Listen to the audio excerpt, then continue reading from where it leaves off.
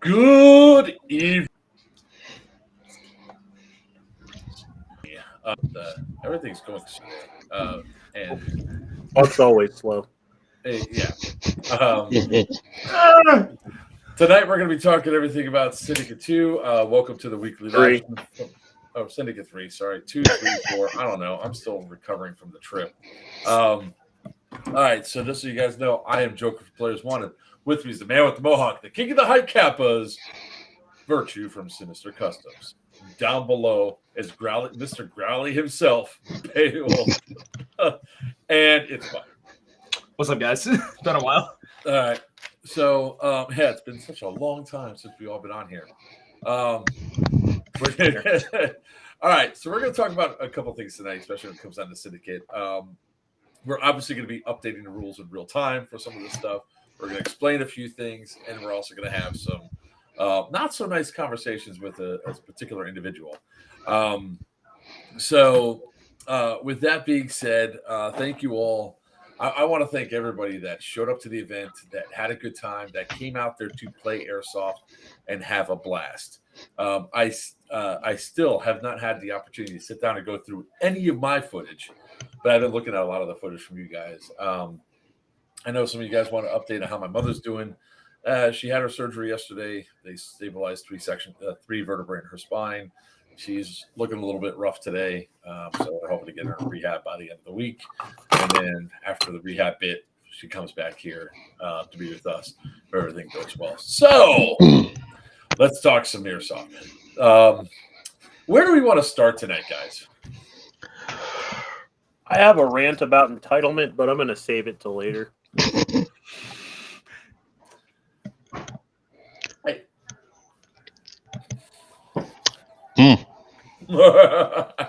So much. So much stuff that we can go around and do. All right. Do we want to talk about the piss first? I mean, I'm good with it. Start off on a high note.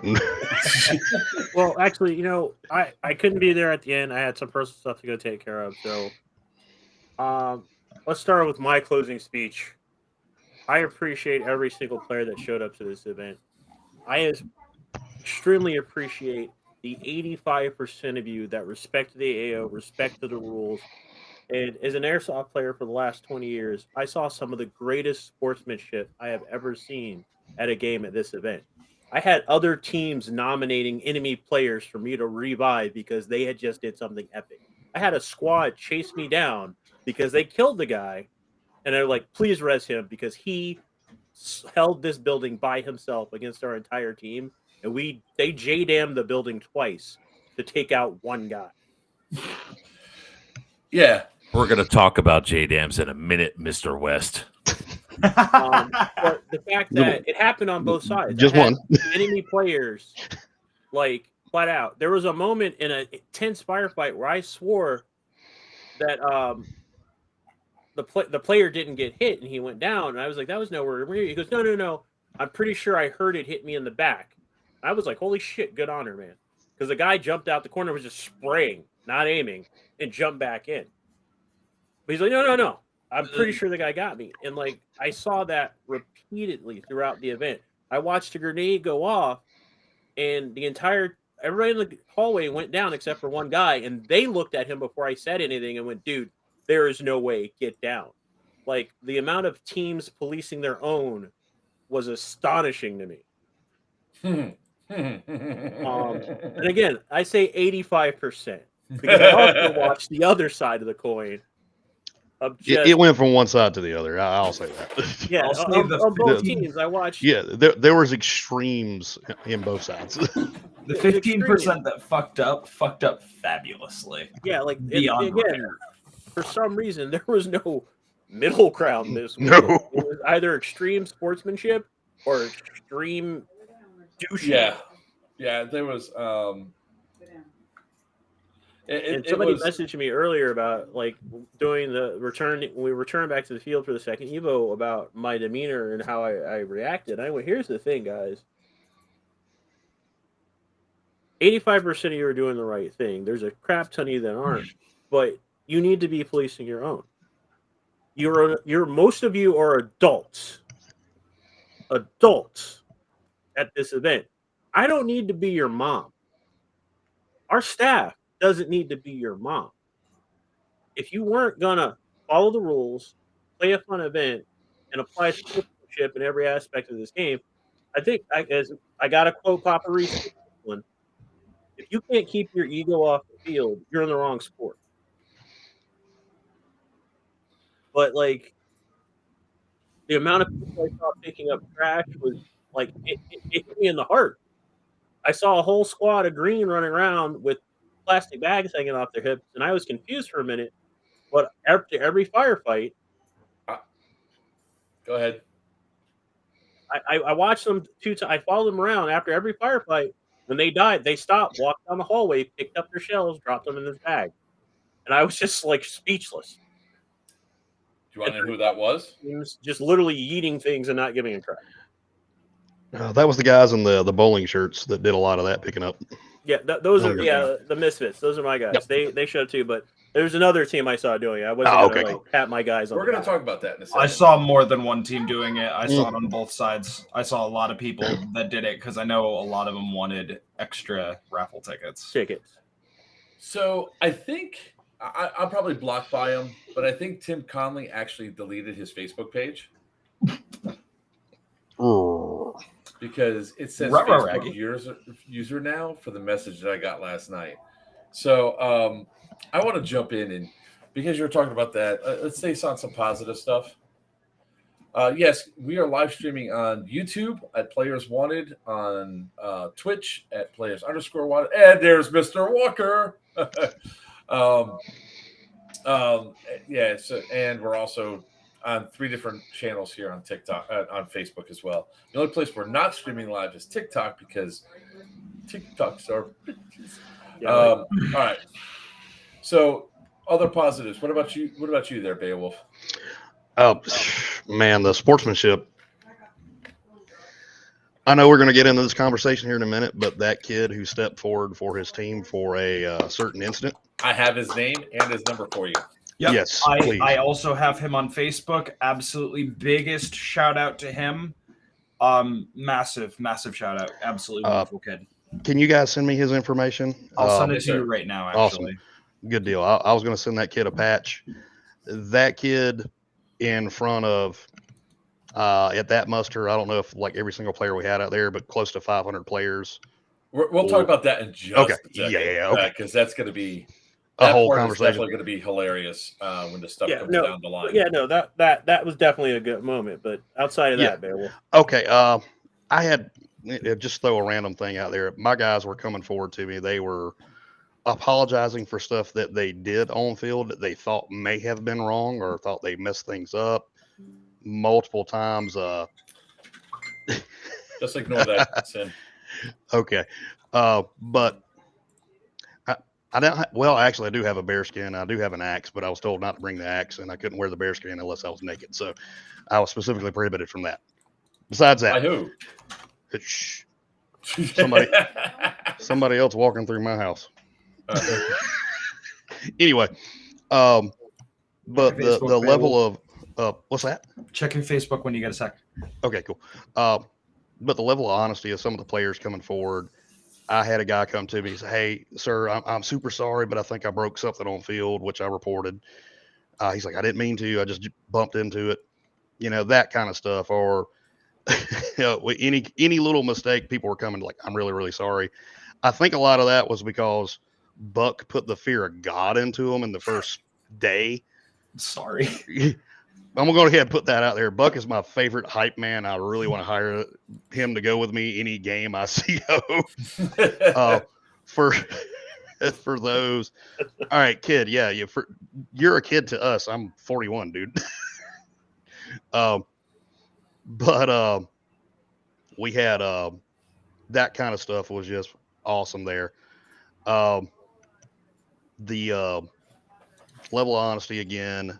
The coordination from my guys on green with 2 weeks to really prep and get ready for the game was just amazing to me. I really like that. We had comms issues right off the rip. So every order that was given by me, Buck, or any of the designated team leaders that came forward was all by word of mouth and them like coming up to us and like, hey, I need you to do this. Nobody questioned it. Like, yes, sir, we're on it. They hauled butt. Yeah. But again, I think a lot of that was Buck scaring the ever living shit out of them. Meanwhile, I want to add that I actually lost my voice for most of that game. Yeah, I come over and he sounded like a grumbly bear, and I was like, "What the hell happened to you?" And he's like, "Shut up." I'm having to grab Buck on the shoulder and go, hey, I need you to tell him to do this. And then he starts screaming at him, bloody murder. God told you to do this. I'm like, oh, God, did we start a cult? I warned you in advance that Cartel / Nash or Federalist. I think I did that. Nash, whatever the fuck. We're a cult. We are a fucking cult. Tubbs and I started it. Language. I'll go get mead right now if you want me to. I will slow it down.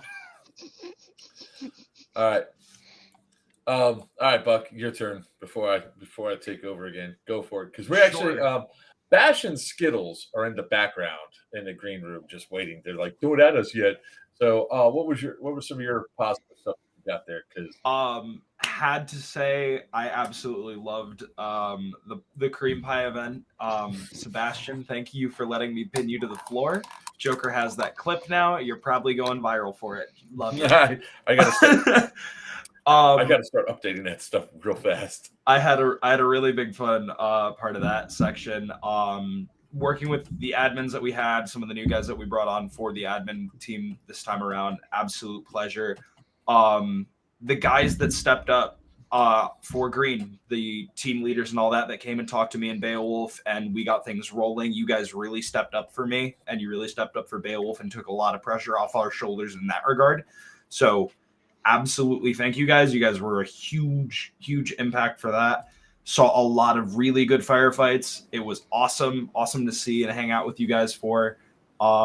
You guys that were up on the second floor of 5, ow, my ass still hurts. And Steve Tom, you're a son of a bitch. I love you. You said that was because you were chafing, though. That it wasn't just that. I came around a corner, I had this, and Steve Tom was like, hi, bye. All right, well, everybody, welcome Bash and Skittles. They're over there somewhere. I'm gonna go back to the main view. Hey, all right. So since you two just jumped in here, what were some of your favorite moments of the event there? Is our audio working? Yes. Oh, all right. Yeah, it is. You first. Unfortunately, I'm not mentally here yet. I have to say it was probably the most, like, the group was most excited about getting candy. I've never had so many people excited about receiving Skittles in excessive amounts of candy. So I enjoyed that. I enjoyed shooting him in the ass mostly. And I think my highlight was turning all of Dark Horse 6 against him. Yeah. That was Oh, the best the part. mini dom. Mhm. I forgot about that. Yeah. I love how you had that damn toy dog following you around the entire event. That was amazing. I mean, we did find that in the morgue the day before by the children's room, completely unseen. Whoever brought that home, you're cursed now. Pretty sure I saw it go in the trash though. Which, if you saw it going in the trash, why didn't you pull it out? I'm like too busy. He's like, I don't want to be haunted. So, With my rocket. I will say, like, I want to give the shout out and appreciation to all the players and all that. For the most part, you guys were doing a really good job of keeping my stress level low until like some people did some stupid shit. So, which we're going to talk about a lot of the stupid shit in just a minute. But the event is always a concern whenever you're an event producer and that you're putting on a show, especially this size and magnitude with as many people that we had. That shit goes bad. Jesus, Beowulf. You opened that bottle so hard your screen shook. I'm just saying. Sorry, I'm aggressive. So it really was one of the things at the end of by the end of the second Evo, I thought that this event was going horribly for all the players because the only thing I'm hearing is the negative because I wasn't out there to watch. It looks like Bash and Skittles froze. So let's add them back in again. So it was really cool to see that after I came off the field and we were about to start the pieing session, that everybody's coming out saying, "Yo, I had a great time." And I said, "Stop lying to me." And they go, "No, it's one of the best events that we've been to." All this other stuff. So with that being said, I want to go and jump right into what happened and what actions we took with the idiots that decided to use M60s on the field. So first and foremost, the consequence. I'm going to go with the consequences of what happened first for the event. A lot of you were excited waiting for the Saturday night game, and two things happened. Well, there's really three things that were affecting the night game. Weather was rolling in, which is a minor issue that we could have dealt with. We had 4 medicals in the span of 5 minutes, and we had bad communication between trying to resolve the issues. We did not have clear communication for the medicals, and that's one of the things that, as an event producer, we're going to strive to make better and everything else, which we addressed that day. And then Sunday, it was so much better. It was unbelievable. The communication on the radios was so much crisper, clearer, to the point. For those of you that don't know, it's like your first time running a radio. When you talk into a radio, especially in that event, when you go to greet somebody, you don't say, "Greetings and salutations, my good friend. It's been since forever we've seen each other. How fare thee today?" You say hi. You say hello. You say, make it short, sweet, to the point. Because if other people are trying to radio in, they can't get over your transmission, and it cuts up and everything else. And we had a little bit of that. We also had miscommunication on how many medicals we're having back to back in a row in one spot. But the main reason why we had to shut down for the night game, we could not run the night game, was because of the fireworks.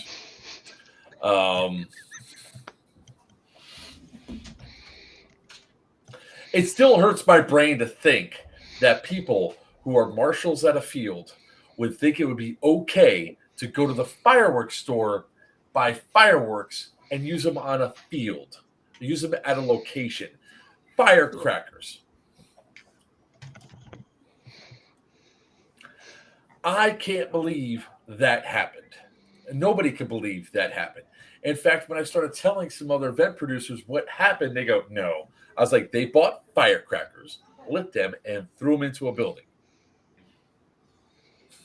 Well, but at least they didn't throw them outside.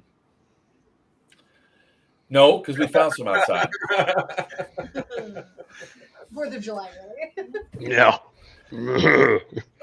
So now we're not going to mention the field that team associated someone with, because they appropriated that field's name into their team name without consent or permission. But what I will say is that the next day I'm driving home and I get a phone call from that field owner. That field owner is immediately apologetic and saying, "Hey man, I'm really sorry. There's some guys that came out there. I don't sponsor teams, but they used my name and implied that they were a sponsor team. I want to apologize in advance." Right. And I want to tell you that I had about an hour and 30-minute phone call with this guy. Really cool dude. I'll be going to his field in the future. I'm going to try to have him on in the things. But then I jumped ahead. But towards the end, he told me about some of the plays. So let's go back to what happened. So during the middle of Evo 1, I think it was Virtue walked up to me, or I walked up to the thing, and he has in his hand a handful of firecrackers. Now he goes, "Somebody's throwing these." Like, no, can't be anybody in an awesome event. It's got to be from no, these are fresh. These are just used in rooms that have been cleaned. And I'm still doubting. I was like, "You're kidding me." Then he shows me one that was still unexploded. And I was like, somebody's using fireworks. So we put the word out. It started to spread through our admins and everything else to try to find the people. Well, some of you might have known the situation that we had with the previous company that would host events at the prison that we no longer name, Homeland Exodus much. And our player base gets very protective of the AO, which is awesome, plus us. So there was some headhunting going on. You know that 6'2", 275-pound buff ex-Marine, not Brainerd. He's 6'4". That was really pissed off. He was talking about finding him and physically restraining him until an admin would come. And I was like, no, you can't do that. You can't lay hands on a player. Just find him. So Evo ends. Everybody goes out. We just we were still going to be the original decision was to just find them, hunt them down, find them, being if things go through, and figure out who's doing what. Right. Until I got a phone call from the site owners because they said they're listening to our comms. Reason why they do that is if we call for a medical, we need an ambulance or a bus to get out there. They have a more direct route to get them out there than we do. So they listen in case we need something, in case there's an emergency, they can respond as well. They heard about the fireworks. They said, find it or you're not having another game. Cool. Started the second Evo. We go out there. Everybody has to go to muster. I get up on top of the stairs, start talking about the stuff that's there. Obviously, I'm still stressed out, pissed off, upset. And I said, who has the M80s? Crickets. Now, when I first said that, I was scanning and looking everywhere. I saw Colin, the player that came forward, look to his right, look up, look to his right, look up, like doing real quick, like what's going on. And then when I went to go sit down, when I said, come on, we ain't going anywhere, so I do this. And people didn't believe me. When I sat down, when I tell you the guys that have played games with me before or done anything, they knew exactly what was about to happen. My stubborn ass sat down and we were not going to have a game. Steve Tom goes, oh, shit. Like that. Most of Dark Horse 6 goes, here we go. And it's like, it was an M60 Canadian. I'll explain it in a second, right? It was an M60, it wasn't M80. But it was one of those things where when I sat down, finally, Colin walked forward. That dude had such a massive amount of integrity. I think every other player should strive to that. During the safety briefings, I was saying snitches don't get stitches at our events. Snitches get bitches. Reason being is we have to protect the site at all costs or we lose it. And he came forward. He goes, I was like, why were you throwing M60? He goes, it wasn't me. I know who it is. It's the guys that are over there. And they go, the lead guy, which I'm not going to name. I don't need to name him. He's going to get the notification of what the decision was by the end of the stream. Said they're not M80s. Because I said, who's throwing fireworks? They're not we are. And they come up and they say, get up here, wait over here. Now, that guy came up against his team to say that they were the ones that were doing this. That's a huge amount of balls. I don't care who you are, what you're doing. If you're in this sport, you follow that dude's thing. So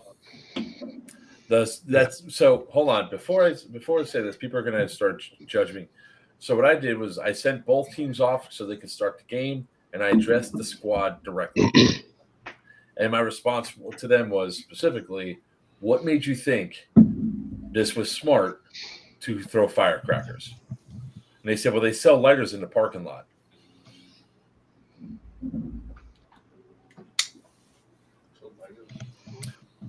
I recognized two of them because they've been to our events before. They came for Scorched Earth. And I was like, what makes you think? And I was like, and at that point I was going to lose my cool. I was going to explode. And we have a way of trying to correct people's behavior and motivations and make sure that they do better, right? So I said, you have a choice. You either take a ban or you clean Sunday.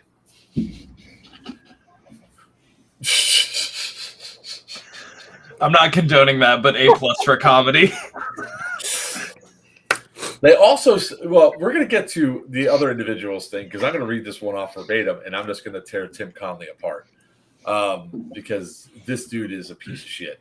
So I said, clean or catch a ban. Make your choice. They all agreed to clean. All right, so they go out. I said, get the shit off my field. They go, or say, get the shit off the AO. They go, they drop it off, they come back on, and they play for the rest of the thing. Now, Virtue, what you're saying about the team of Green that was cleaning, that was the team. They were going around in between firefights and all that, picking up stuff to clean up because they, at least the majority of the members realized they fucked up. They didn't know how bad they fucked up, but they know they fucked up. So, and yes, I can say it, Buck, because it's that strong. I'm counting because we only have 2 more that I can say before we get. There's a difference. Ours are strategically placed. Your F-bombs are random. Yeah. Bitch. Bam. And you're right, guys. Well, Owen, I understand people that they should have caught a ban. So you invited Beowulf, but not wounded. Well, I didn't have your information readily available. That's your fault, not mine. And yes, I like him better. I have your bottle here, if that makes it better. So to give the understanding of why I did it, under the amount of stress I had, under the thing that was there, and they said something else that was actually true. It's not prohibited in the rules. It's prohibited by common sense, but it's not prohibited by the rules.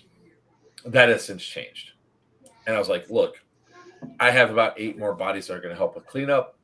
If they do the cleanup, they're fine. If they don't show up, they're banned. End of story.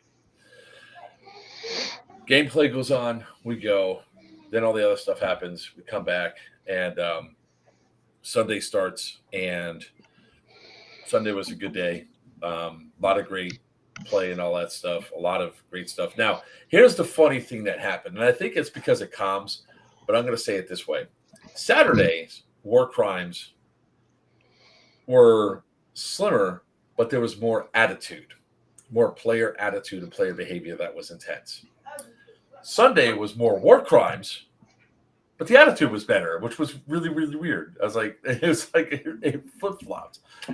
Usually you have high war crimes and high attitude, or low war crimes and great attitude. You don't have like the polar opposites on each scale. I think the heat and just the steam from the yesterday rain at that point was just screwing with people's heads. It was like fumes. Yeah, I think the steam was getting people high. The PA soil's really fucking with their heads. No, I strongly believe Got that one more, Buck. One. That was strategically placed. I strongly believe that after we had that come to Jesus moment with everybody on the field, a lot of teams more and more started policing their. Not so much as the war crimes, and also the severity of the war crimes actually dropped too. But I think the attitude adjustment, because I watched a lot of our teams, like I saw one guy yelling down the hallway and his buddy hit him in the back of the helmet. Like, but I saw lots of instances, again, when I was talking about earlier about that 85% of, there were 2 moments on Sunday where I literally pointed at somebody, it's my job to yell at people, not yours. But it happened twice. All Sunday. Why are you talking trash, Seb? I see you talking over there. Common sense isn't common, Tribal. Yeah.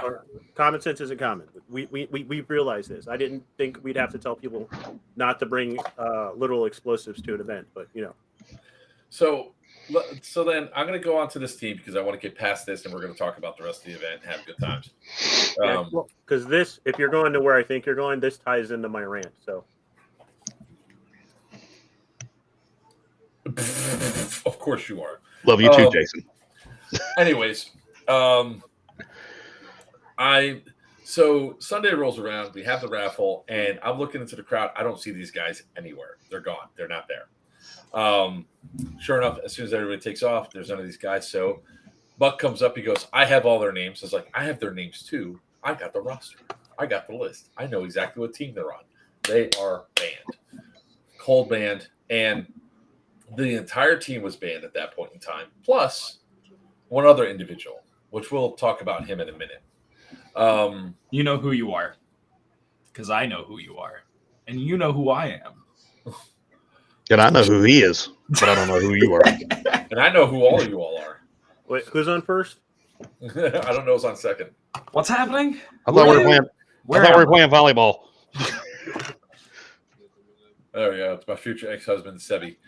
Ooh. From Paul. No clue. Oh, Oh, Paul. I'm thinking of this event. I was like, oh, who's a Paul at this event? That is Red Eye. Get in line. He's mine first. I pinned him to the floor. God. I'm so happy that a man finally claims me.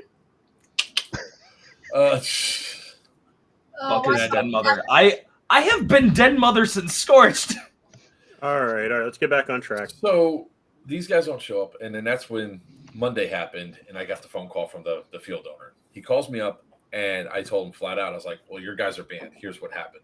Because he goes, could you give me your side? Because one of them's one of my field marshals. I gave him the side. I told him exactly what happened. And he goes, okay. And damn it, Buck, you messed it up because now we're going to get demonetized because I have to say it the exact same way I said it on there because it's funny. Hey, no, we have one more. I have three more I got to use, though, at least. Oh, well. So he goes, yeah, it's a shame because some of those guys are brand new to Airsoft, like only within the last 3 months, and this was their first event. So I was like, fuck. And he goes, one of them is this woman named Sam and her husband. They periodically come into the shop. They'll buy a gun and give it to somebody on the field. I was like, she's a woman. I was like, fuck, she's a woman. Because not to sound sexist, but I want more women in the sport. And I don't want to have to ban somebody, especially if they're new because of this. Then he tells me that. I was like, fuck. Fine. I will hear them out.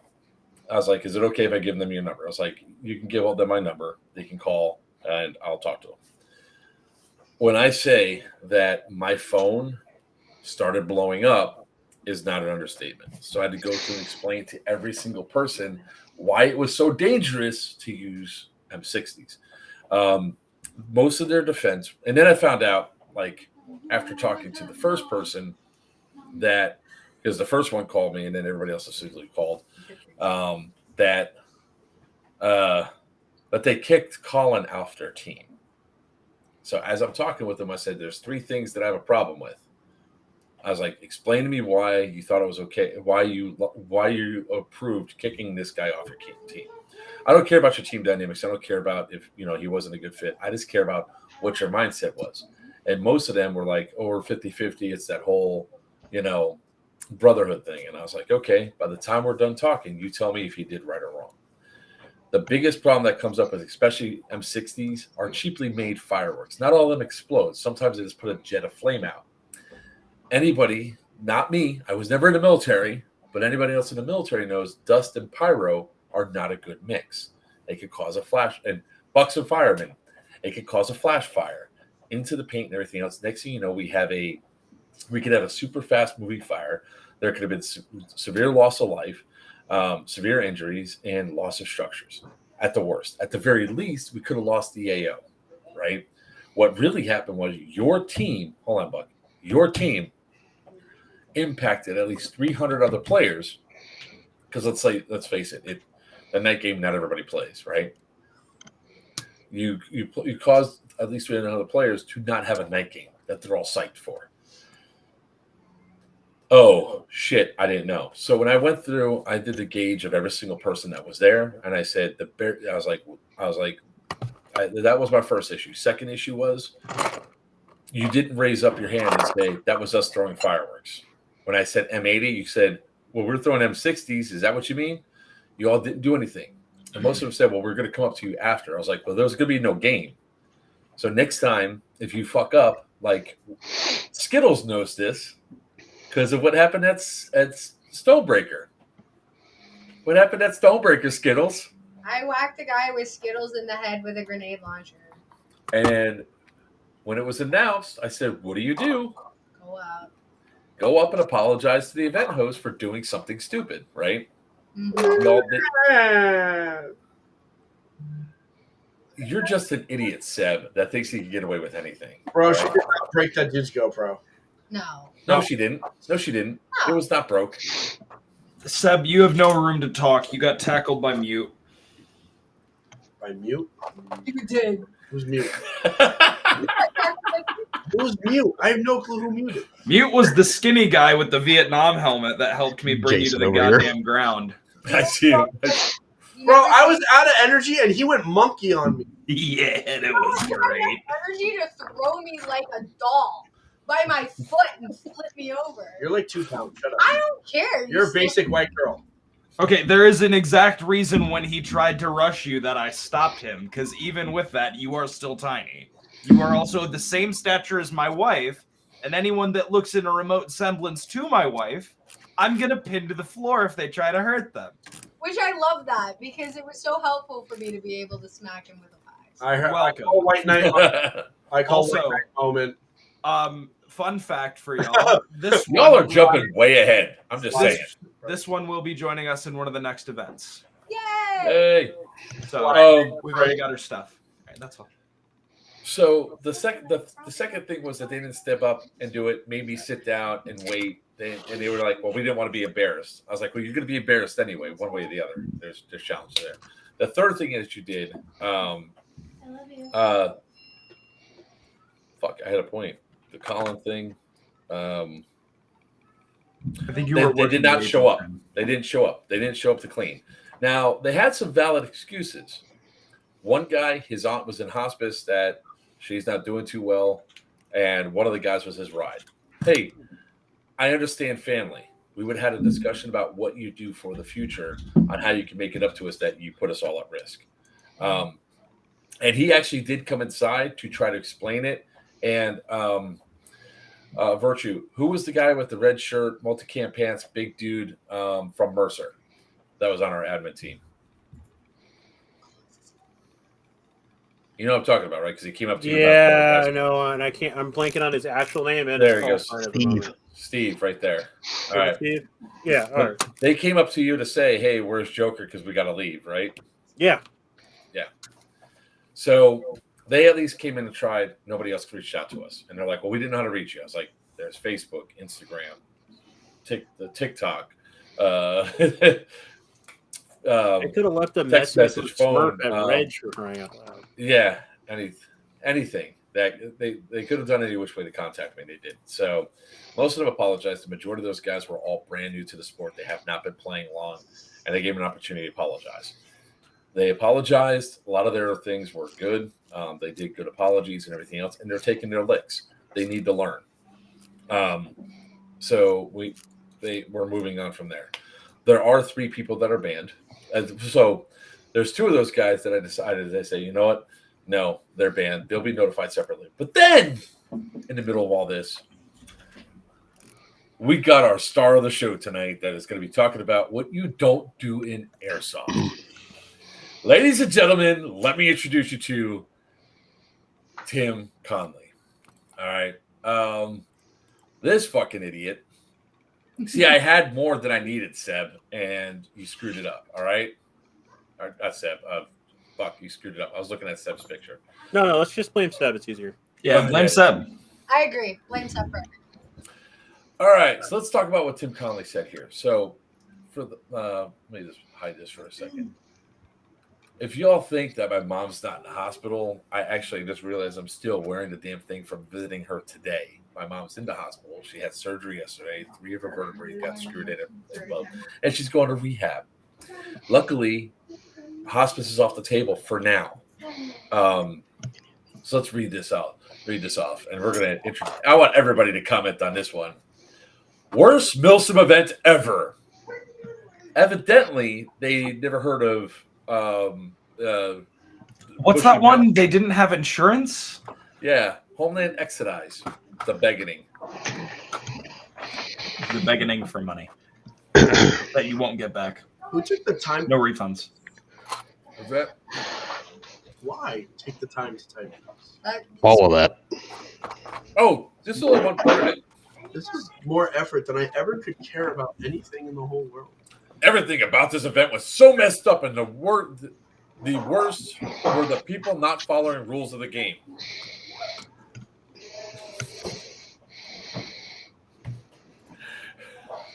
breathing into their mic. I think. There you go. So sad. Best team got in trouble because all the idiots don't know how to play airsoft. Took out the biggest and best team. I'm sorry, but oh yeah, I'm gonna give them a huge bone. Dark Horse 6 played the entire time and didn't get a lick of trouble. Oh God, there goes their egos. All joking aside, there were some other better teams out there than that. There was Push Gangs out there. Rush B was out there. EA was out there. Yeah, there was a whole lot of teams out there with much better skill and much better attitudes than this team, right? Let's see here. I love how this guy doesn't know how to just hit a period and then space. So messed up that every person I played with left the field bleeding from BBs. I witnessed a SWAT grade flash grenades being thrown at me. Right, because EG67s are SWAT grade flash grenades. Tell me you've never played Milsim without telling me you never played Milsim. All right.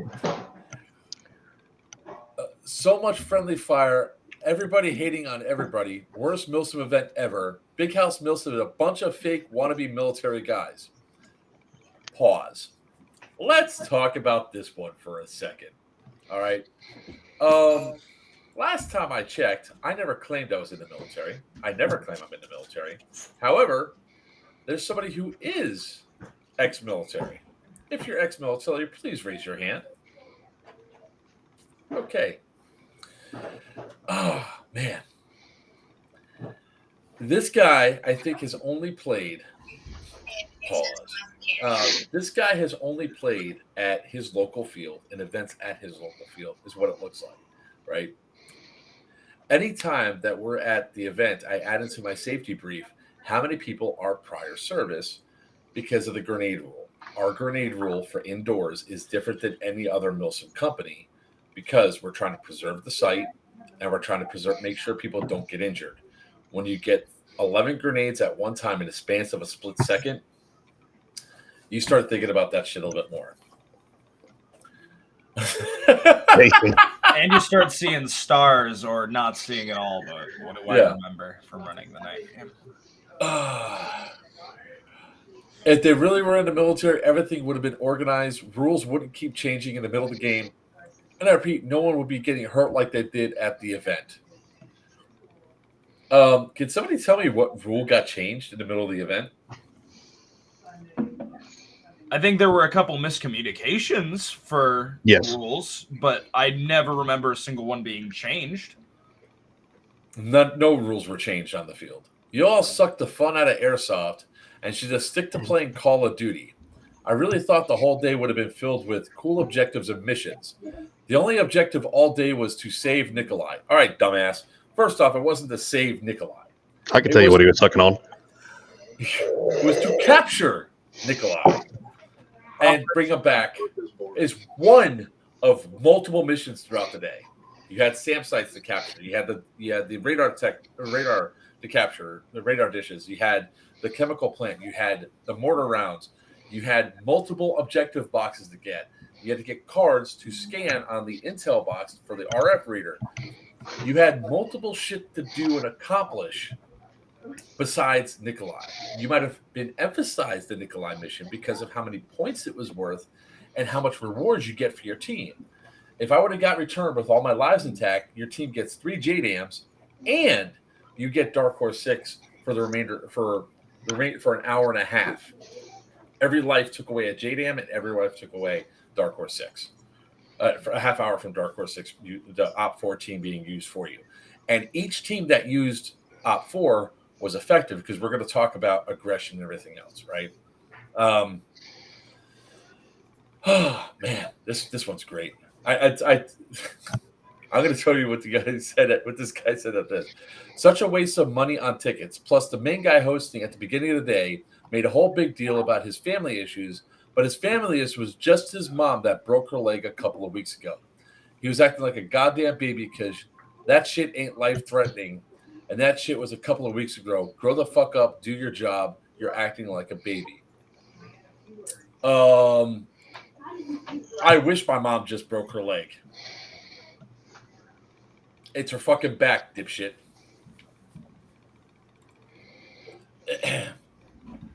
Joker is a nobody pretending to be this badass army dude.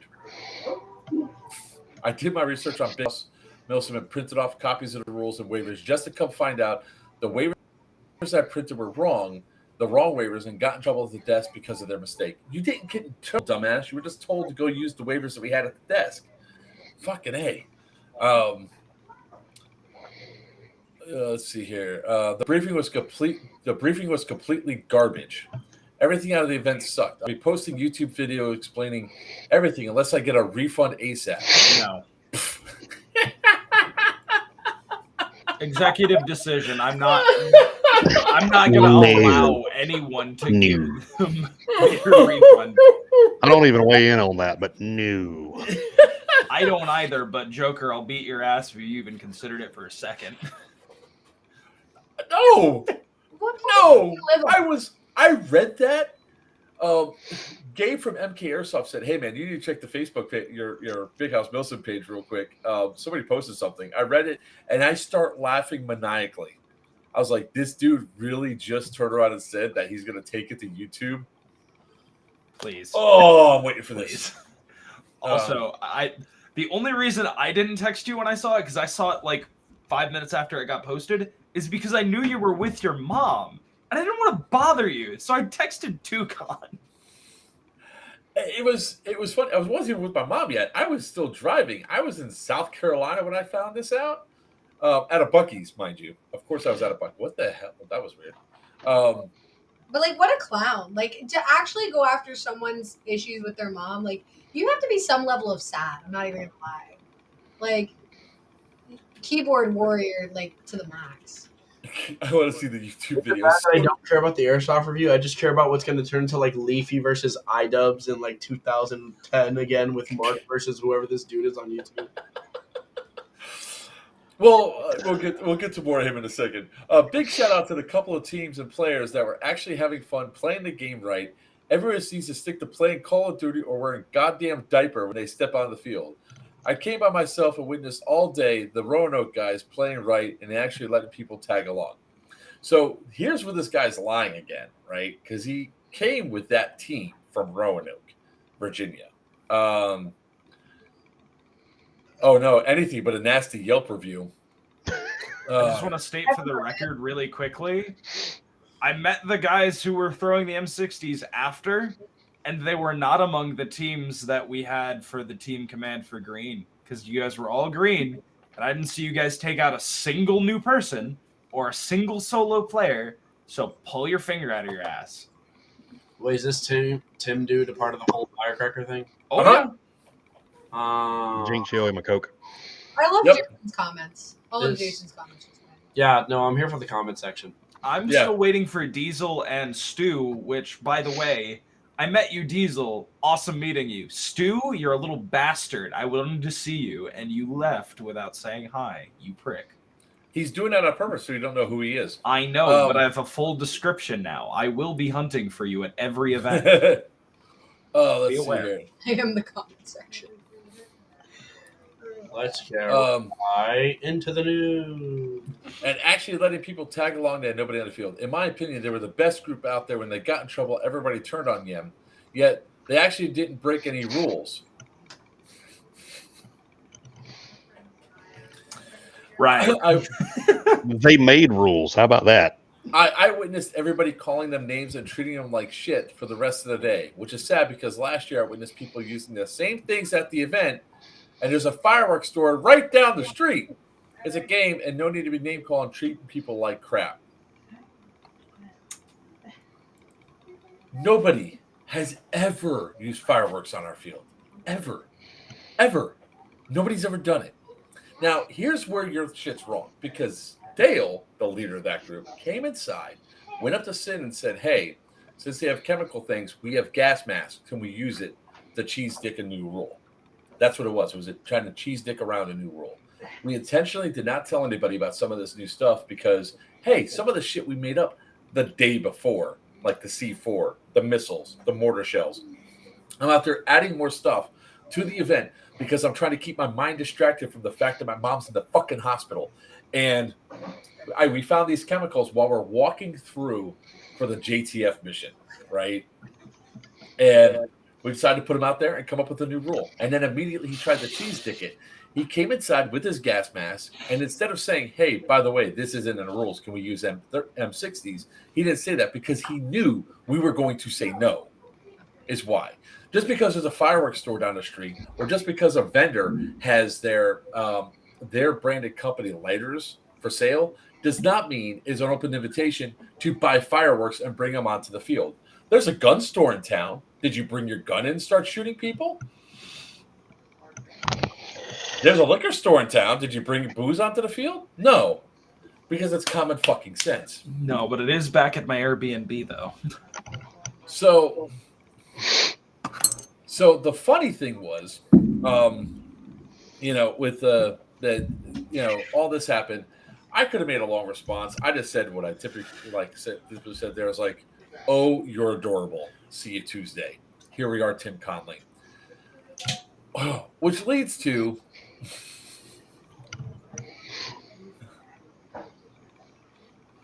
This is gonna get petty real quick. I just want to say for all of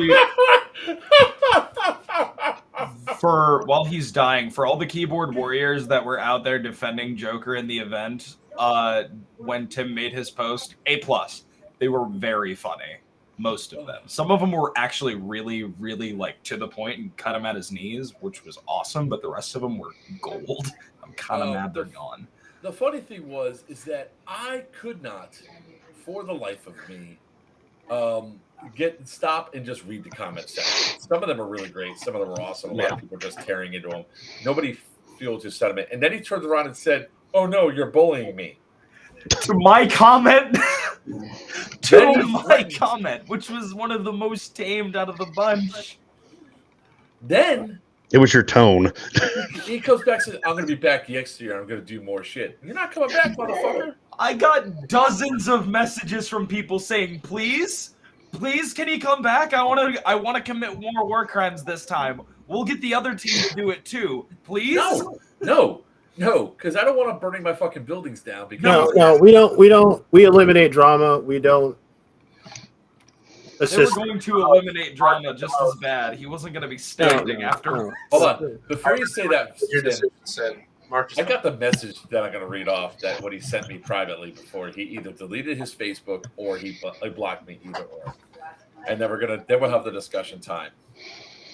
You better not put my name anywhere or you're getting yourself in a lot of trouble. I did nothing but speak the truth about your event and you guys got butthurt over the truth. Freedom of speech, right? My team wasn't involved in my post and I still mean everything I said about your event and you. Pause. All right. Your team, right? You said in the previous post that you were there by yourself. You're a lying sack of dog shit. You contradicted yourself. I need alcohol for this. Why do you think I'm already drinking, dude? Let's get into the crotch. Think long and hard about how silly you guys are acting right now, going out of your way, calling people, getting people fired because I made a post about a crappy event I went to. If you guys can't take the truth, stop posting events. You should just man up and message me in person instead of reaching out to other people. WTF, or why are you acting like a middle schooler? I've already talked about my law enforcement. If I get banned from other people's events, or if you start spreading my Raymond remarks here, you're in big trouble. I did nothing wrong posting that and didn't break a single rule all weekend. Try again. You want the law student Yeah. or the cop to reply to that part? Let's go ahead. All right, Oh. cop first. Cop first, no. We wouldn't even do a report on that. And get the hell out of my office. Virtue. You literally posted your content in a public format, i.e., Facebook. If you read the terms and service of Facebook, you can't do a damn thing about it. You just posted it into a giant public format. Yes, Tim is like 13. Yes. He's definitely a man-child. All right. So my response to him was pretty much, and this was me on the shitter earlier. You're a total. You're a complete and total moron. You'll be mentioned tonight's stream. Your posts, which we still have, and your follow-up comments of threatening to do more shit are all screen capped. Dale got fired because of his own actions. I did not call anyone. They called me. What you fail to realize is the event hosting community is extremely small, and they all talk to each other. See, your comment about it was so out of line. That alone is a problem for you. By all means, have your lawyer contact me. You're not getting your banned. Share your stupid ass comment, and I will share your stupid ass comments with the world. What you and your team did was so incredibly dangerous. It is unreal, right? So that's the thing that most people don't realize is that event producers talk to each other, even if they don't like each other. They'll say, "Hey, by the way, this happened at my event. Here were the actors involved. Just giving you an FYI. I'm not telling you to ban them or not. 9 times out of 10, if it's something like this, where they're then threatening to come back, event producers go, no, we don't want that." I'm not speaking for any of them. Dale got fired because of his actions, not mine. Everybody called me. I didn't call anybody. I can prove it on my phone. They're all incoming calls. Play stupid games, win stupid prizes. Now, with that being said, who wants to talk about this first? I'm gonna let me step in here real quick. Firstly, as to what you just stated, I am literally in a chat group with 12 field owners that we have conversations about stupid stuff all day. Some of them contacted me and asked me what the hell happened at our event. I said nothing. This is the internet age. Information travels at light speed. Yeah. But no, this takes me right into my entitlement rant. Where did you bring it up? About Nikolai being the only objective or the only mission all day. I had players, and I will never understand this, as an admin, stop me and say, "Hey, where's this objective?" And I looked at them, I said, "Go find it.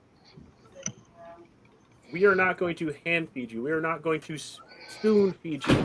This is not an event on rails. This is not a theme park style event. You are here to play an event. You are here to experience all the things we put together. Go find it." There were so many teams that walked up to me and they were just like, "Hey, we heard there might be something here." It's like, "Did you grab any intel?" And they're like, "Oh yeah, we got it right here." It's like, "Cool. You cracked that laptop? You figured out there's something over there. Good hunting." And they were like, "What? Yes." And they would take off running. Beowulf himself pulled me in because he wanted to find out something. I said, "Did you guys capture any intel?" "Cool." I dropped them a hint about a mission. They went after it. Christian did the same thing on his end. Anybody that went out looking to play the game found those missions. They found those items. They had a blast. One guy complained that the way I ran the mortar strikes were not click and point death. I hate click and point death. I hate the fact that somebody on the other side of the AO can point at a map and wipe out my team. So when I gave them the thing, it's like, "Here's a football. Go get your objective. Go mark your objective." Those guys, it was absolute hilarity. They snuck around. One team came down to the last guy who actually had the football. He managed to sneak his way past the squad, the entire enemy team, to blow up the objective. He turns, he looks at me, he goes, "That is the most fun I have ever had in an airsoft event." He's like, "I don't even care if my entire team got wiped out. I made it." And that's the moments we were trying to create. Those are the things we were trying to do. Now here's somebody like this, juvenile man baby, complaining that he couldn't find something to do is utterly ridiculous. That's the thing, though. I call BS because his team. So the team told me everything that they did because I said, "Look, you be honest with me. Even if you did wrong, we can address it and we can move forward and you can become better players. Because you're new players, I want you to become better players. I don't want to exclude people. I want to include people." Since the first game at the prison, we've only banned 4 people up to there.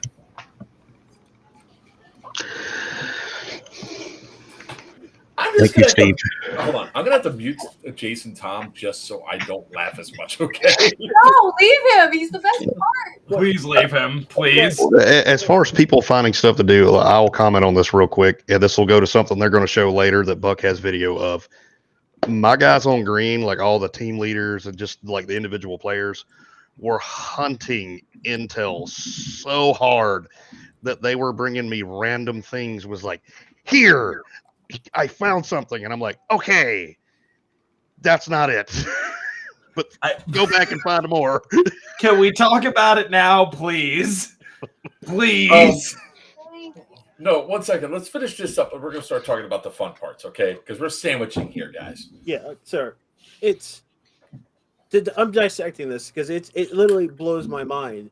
Like, again, I was in the same mindset as Joker for a while. I was like, man, this is going horrible. Everything's going wrong. And then so many, and I appreciate every last one of you that walked up to me and said it was awesome. So many people were like, I can't believe you guys pulled this off. Like, I got thanked so many times that, like, that's never happened at an event. Like, nobody has ever walked up to me that many times to thank me for everything we did. And that was heartfelt. I'm not an emotional person, and they peaked up for a minute. I'm not going to lie. Because my stress level was Yeah. Stress levels for admin staff was real high. like, did we have a few hiccups? Yes, we dealt with them immediately and we moved on, and that was the beauty of it. I don't know what this guy was doing all weekend. Like, literally, I don't know. And he's talking about he had so many people that he played with that got left with bruises from BBs. All right, we are going to address that in a little bit. That did happen. I'll give him that much, but that was go ahead, continue. That was dealt with. We tracked down the gun. We grabbed the chrono. We dealt with it. And it turns out it was temperature change, and the guy was using.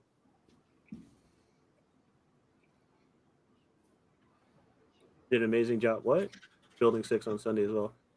And that's the thing. I try to make sure our admin are there, and I hope that at any point in time throughout the game, if somebody needed an admin, they did not wait long, or they were right there. No problem, man. There's so much in here to unpack that makes no sense, and some of it's just blatant rambling. But I love the fact that he ends all of this with it's a game and there's no need for name calling and treating people like crap, when that is the entirety of his post. Pot, meat, kettle. You're looking mighty black today. Right, like, what? And as far as the SWAT grade flashbangs, what? Now, One, the that's only not thing actually I'll a say, thing. the only thing I'll actually say is if people are throwing the tag 67s, okay, those are much louder than an EG 67. And they look, no, they're not a little bit, they're a lot louder. Yeah. Well, no, I'm like, they're close, but it is still a different experience from the real world flashbangs. Yeah. No, there are a couple of guys throwing those. There's a couple of guys throwing the trimmer grenades around, which are the EG67s are actually louder than the trimmer grenade. I have something that is like actually pressing and important to this conversation. So I'm terrified. I knew that Tim Connolly at some point came into the chat in general and started talking about it in the Discord. Yes. And made his also apology post with everybody else. No, he didn't. Yes, he did. He deleted it and I just found the post. Would you like me to read it for you? Yes. At 7:01 p.m. yesterday, it was me that made the post, and my friends are not involved in that post. I honestly felt so bad after things I said about Joker and didn't really mean it. I just woke up really depressed this morning and made a stupid mistake by making that post, and I already got kicked off my airsoft team. So I really would hate myself knowing my friends are getting in trouble because of me. I brought all the M60s and regret getting my friend to use them. I didn't think they were going to be illegal, and I wasn't trying to hurt anybody. I really didn't mean any of the words I said this morning, and my head was just in the wrong space. I'm manning up to my mistake and will take all the blame just to keep my friends safe. Surfer 6 brought all the M60s to the event. I honestly was going to stay clean up, but my ride didn't want to stay Sunday. I know guys don't want me back, but I'm a man of my word, and if you guys accept my apology, I'll come back next year 1 or 2 days early or after to help clean up, do anything. I am truly sorry to whom I disrespected and thrown fireworks at. I made an ass of myself, and I take 100% responsibility. I'll let Joker unload a whole clip of me to straight up punch me in the face. I really am so sorry about the things I said, Joker, with a frowny face at the end.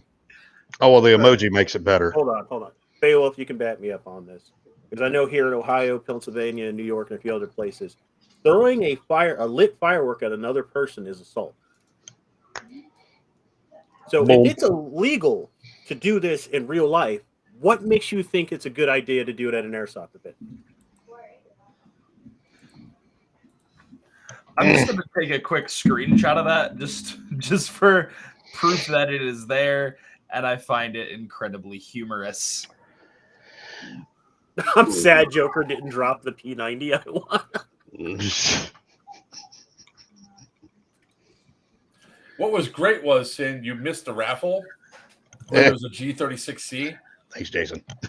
I said they need to send it to you to get upgraded. No, they don't.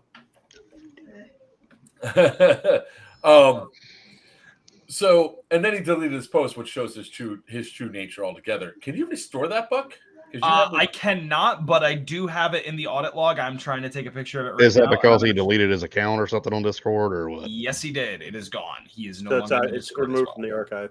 Okay. But I will be doubling shit. That's a last ditch effort to save face. Yeah. Because you thought you were going to have more backing in the community. I just don't. I can't understand that train of thought. It's like, I know, swinging a machete at somebody's going to catch me a charge. However, apparently, if I do it at airsoft, it's okay. Like, it's because it wasn't in the rules. So we're gonna have to have a copy of all the state laws and the rule set.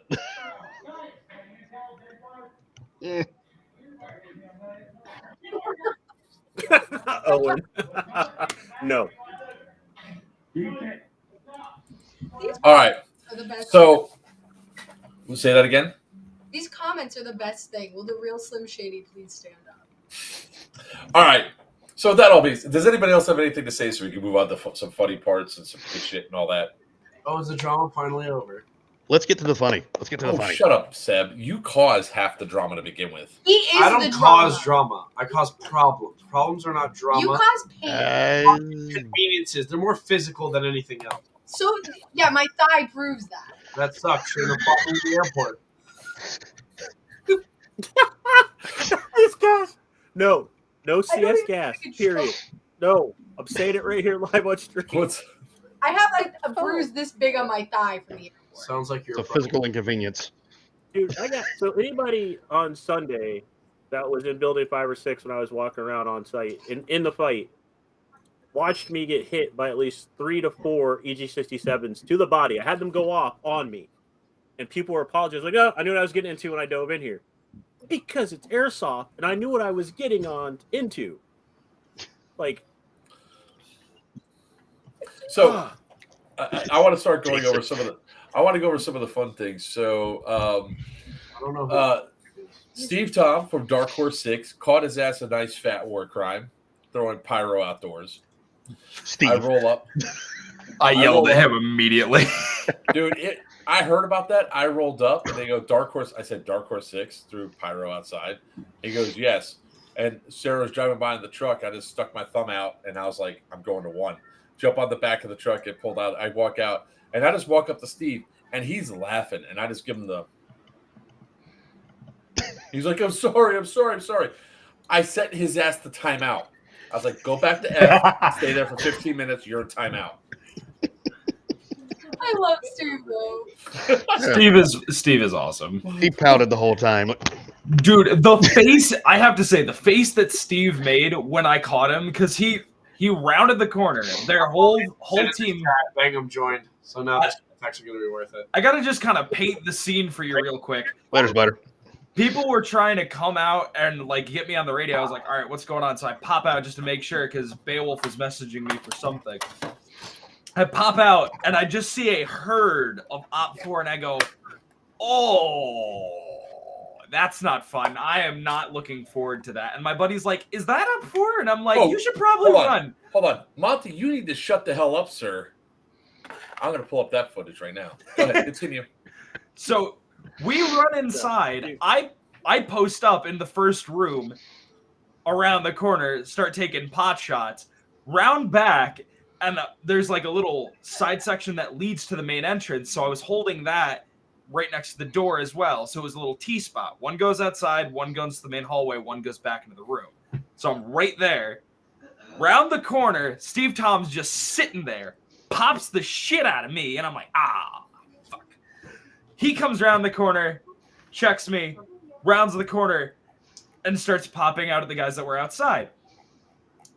And he goes to grab his EG, and I'm like, no.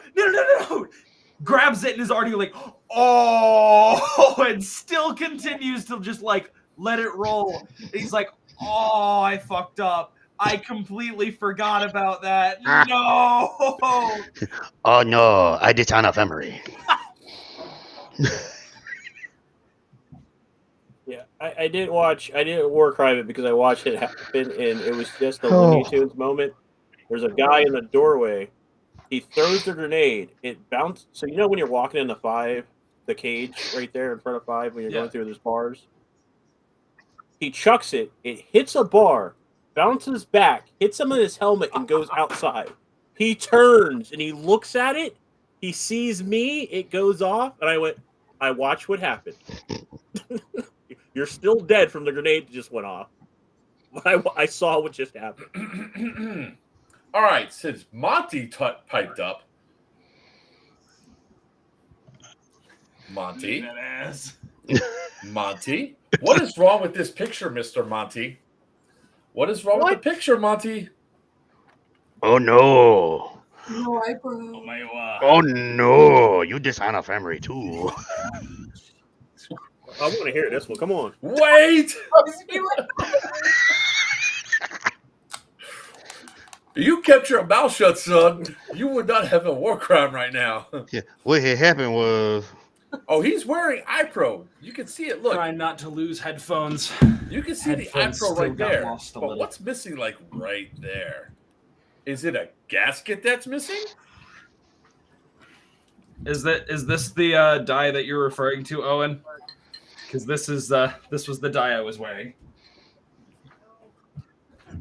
Yeah, Nick, so what happened, and I don't know how to fix this without delaying every Evo, was people came through the first Evo, and we checked for gaskets. I had a pin checking seals.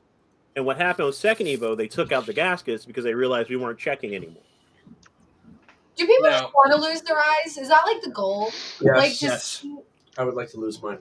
I mean, you have to. It's natural redundancy, right?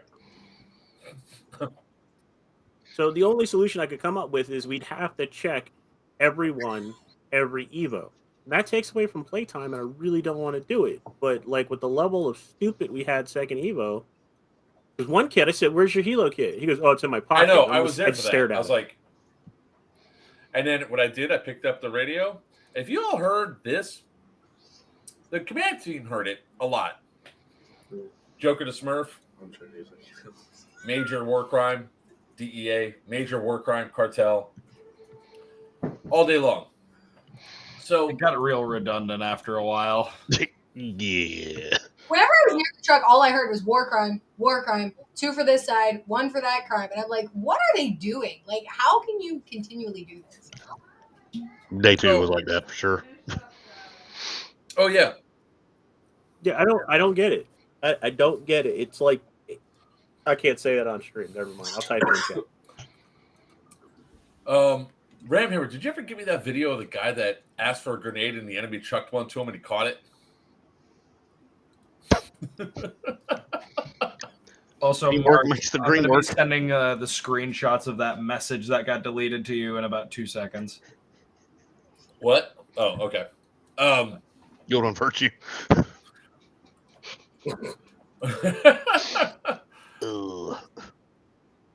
Yeah, I wasn't going to say it on stream. Yeah.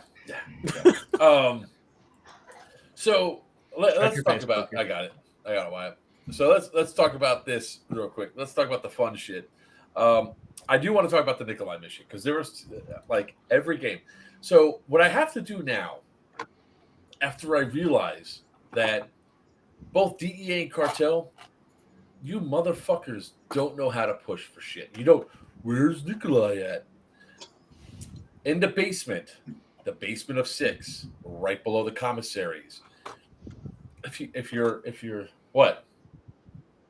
I walked to both COs and gave them the same exact clue of your I gave location. big hints. And I listened to both of them dispatch a team. to No, Building I'm 6, and so they it's still down by screwed the up. cereal room. There is a room that you go into that has a nice little U shape. It's great because you really have to push in. I will tell you all, if you just like, I think what happened was on Sunday, people took the speed and aggression speech, speed aggression. I think DEA or cartel definitely took that to heart because we saw that reflected after, right? I can tell you right now, Papa held down the serial room size portion of the tunnels in the basement for all the DEA coming, or for all the cartel coming in. They didn't chase grenades, they didn't go through. So when they finally did throw a grenade inside, we kept, I called it what Alamo, pull everybody inside, go inside there. So all Dark Horse are get eliminated by one grenade. It was going to happen, but I needed to get off I needed the mission to be over to get off the fucking field because I had to do a safety brief for some latecomers. We were down there for 25 minutes on the first Evo, and nobody really pushed hard, right? I was enticing people. I'm sitting there screaming and yelling in my bad accent, my very bad accent. Come get me. I am here. Nobody came, right? So they finally came in, and cartel finally captured, shot me, took me down. What they did next was Papa's cereal sized. Yeah, listen, I don't like the cereal box. Please tell me slapping your face got in the video. Please. Heroes. We need more guys. What's up? Take them back. What do you want to do? He can't. What's up? What do you want to do? Take them back, prisoners? I don't want to be part You of that. cannot take Pops back. What's up? No, I'm here just to collect this stuff. Yeah, I don't want to be part of that. I don't want any part of that. They turned around and left. They're like, Sorry. nope, I'm not going after Nikolai. So I give these guys credit because they sat there. I sat down and I'm like, all right, cool, whatever. They did not want to engage or do something. So I'm just trying to pull up the video with Carcult. Oh, crap. I hit the wrong button. Shit. It's Buck's fault. Probably. I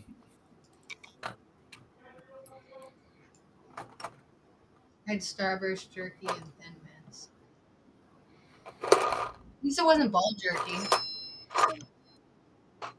I will say I did get to hear the most hilarious conversation in the tunnel. Joker said something in his bad Russian Irish accent, and somebody said, "It's Nikolai. Isn't that the guy we got to wrestle?" And they're like, "Yeah." And they just kind of stared at each other. It's 4 guys. He's like, I'm not doing it. Like, I'm not. All right. And then they walked away. That's your one buck bash. That's the only one you get, and that's because you helped me pin Seb to the floor. I'll be honest, I was so glad that I switched to like the civilians or whatever, because I was like, if I run into Mark and I have to like attack him, like what the frick am I gonna do? Just act as dead weight. Excuse me, Nikolai, can I have a piggyback ride back to the location? Like that's like all I was gonna do. He's like, what am I gonna do? I'm gonna get flung. I'm gonna get thrown against the wall. So here's where Buck decided to show up for that. Somebody watch the exit. Somebody get the exit ready. Clarification, you run them allowed to shoot, correct? Yeah, but you're not supposed to do that. Grab the exit rifle. No, you can shoot me anywhere. Somebody grab the rifle.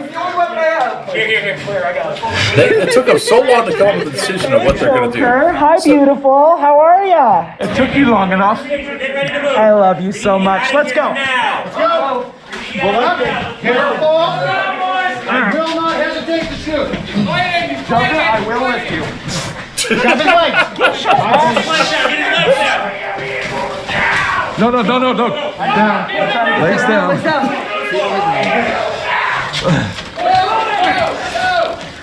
Walk like this. Come on. Come on, big baby. I'll you that. I got you. You will behave. Oh, You will behave. No, not quite. So this struggle goes on for a little bit, and then ultimately they don't realize I have a knife under my shirt right here. I then pull said knife out because we're stuck inside of a section of the tunnel, and then I stab Buck repeatedly in the side. I stab. It was not the side. Clarify, because I have a hard shell case that was directly on my stomach that he continued to slap, thinking that it was my flat stomach. It wasn't. It was a hard shell case. I want to talk about though how bad airsofters are looking for weapons, because I ran the JTF mission, like I was in there with them, and like only one person over 4 games found my knife, and it was an ungodly amount of people that I destroyed. May I tell you, the one kid that killed the fucking section of MVP, him, and then I get the flame. HVT, you mean? Yeah, I'm tired, dude.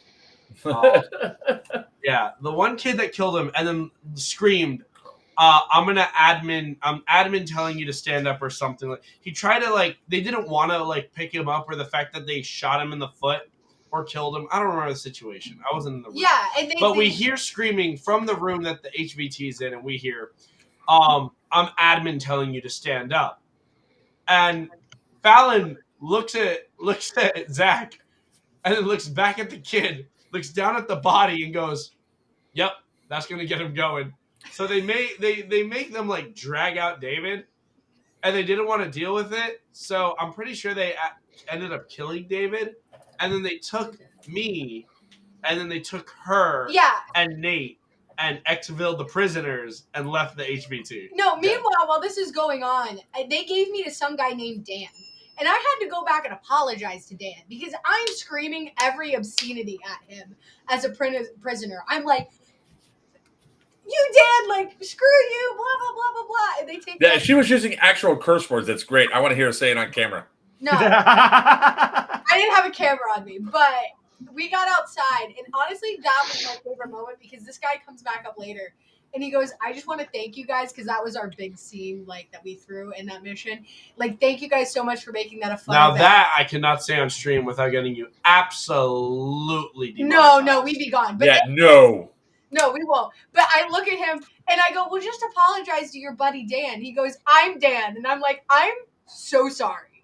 I'm so sorry. So... yes, I did stab the crap out of your buddy Mason. I stabbed the crap out of a lot of people. They just don't search. Here we go. This is when it all went down with Buck.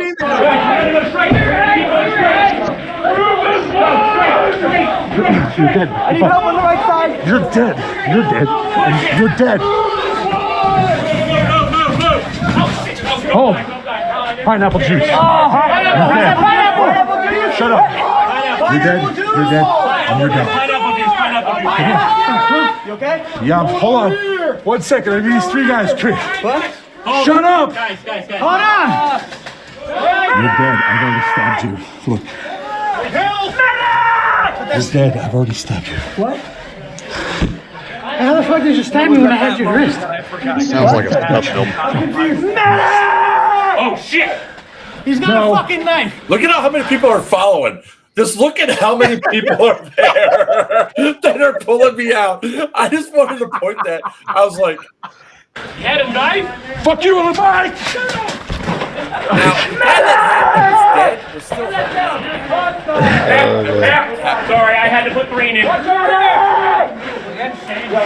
Okay, somebody else search this motherfucker and make sure he has not got a knife on him. Check his wrist. Hey, ankles. Somebody get him and medic him. We need that. Hang on, get it out. Where's your rag at? I got it. Can I go under your shirt? Hey, how'd you miss that? Wait a minute. What the fuck? I told you to search his brass. The guy that's searching you was the guy that we have the story about. All right, hold on. We had a statement came up over here I want to address after this video. I just like that. I told you to search his brass. You cannot be medic. Secure exfil. We're clear. Okay. Let me up. I feel something right here. I have nothing to say. Oh, I see what you're talking about. Right. Yeah. There's something back there. Whoever was nice. Sorry about that. I had to get an invasive. Oh, shit.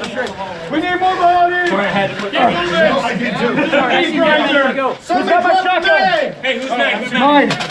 Mine. We have to throw this hallway curtain. No. I think right about here is where I grabbed this dude's gun. You cannot. Hey! You cannot be medic to fight knife Jew. I killed 3 guys. Yep. That's true. I need help over here. Yes. I can't do it just Take myself. primary security. What? That's this guy's gun right here. I'm gonna need help. I'm not strong enough. There you go. Hi, sweetie. Hey, body on him now. I got one. I killed 1 second, while you guys watch that. Hold him. He's trying to get the gun. Here, take my gun. Take my gun now. Hold up. Shoot him. Don't shoot him. I have him in a safe hole. He's safe. You good? You breathing? Guys, Breathe. watch forward. Okay, somebody else get on his back, and we make sure we can move Big him. guys. We need big guys. Let's go. 250 pounds plus. Step forward. Volunteer. I weigh 3. I weigh 260, or no, 280. I weigh 280. No. We need you to guard his back. All right, so there's one other moment. I'm going to find it, and then we'll talk about it. So, yeah, I think I know which comment you want to talk about. You want to talk about this one, right? Yes. Okay, go right ahead. So here's the thing. That's not factually true. Our embeds police their own side. They can't be biased or call in stuff on the other side of the team. That's all they're doing. The only people that are authorized to call in things on the other team are the 3 senior admin and the 2 combat controllers, because they can't win the game.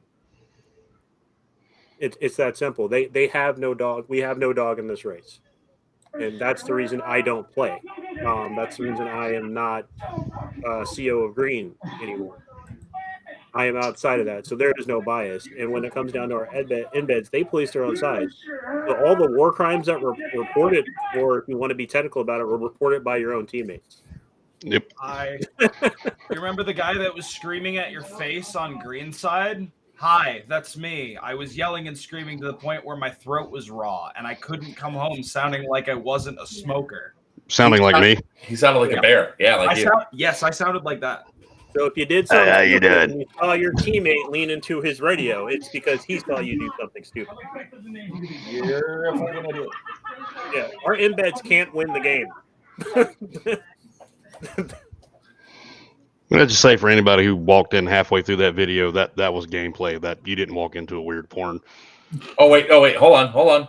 I found the spot I want to look at. Oh, fucking push. This is not how I expected the Navy to be. That's how I expect the Navy to be. Well, they always say it's not the Navy's motto is there is no wrong hole. Get your gun away now. Safety, sir. Pick up your gun.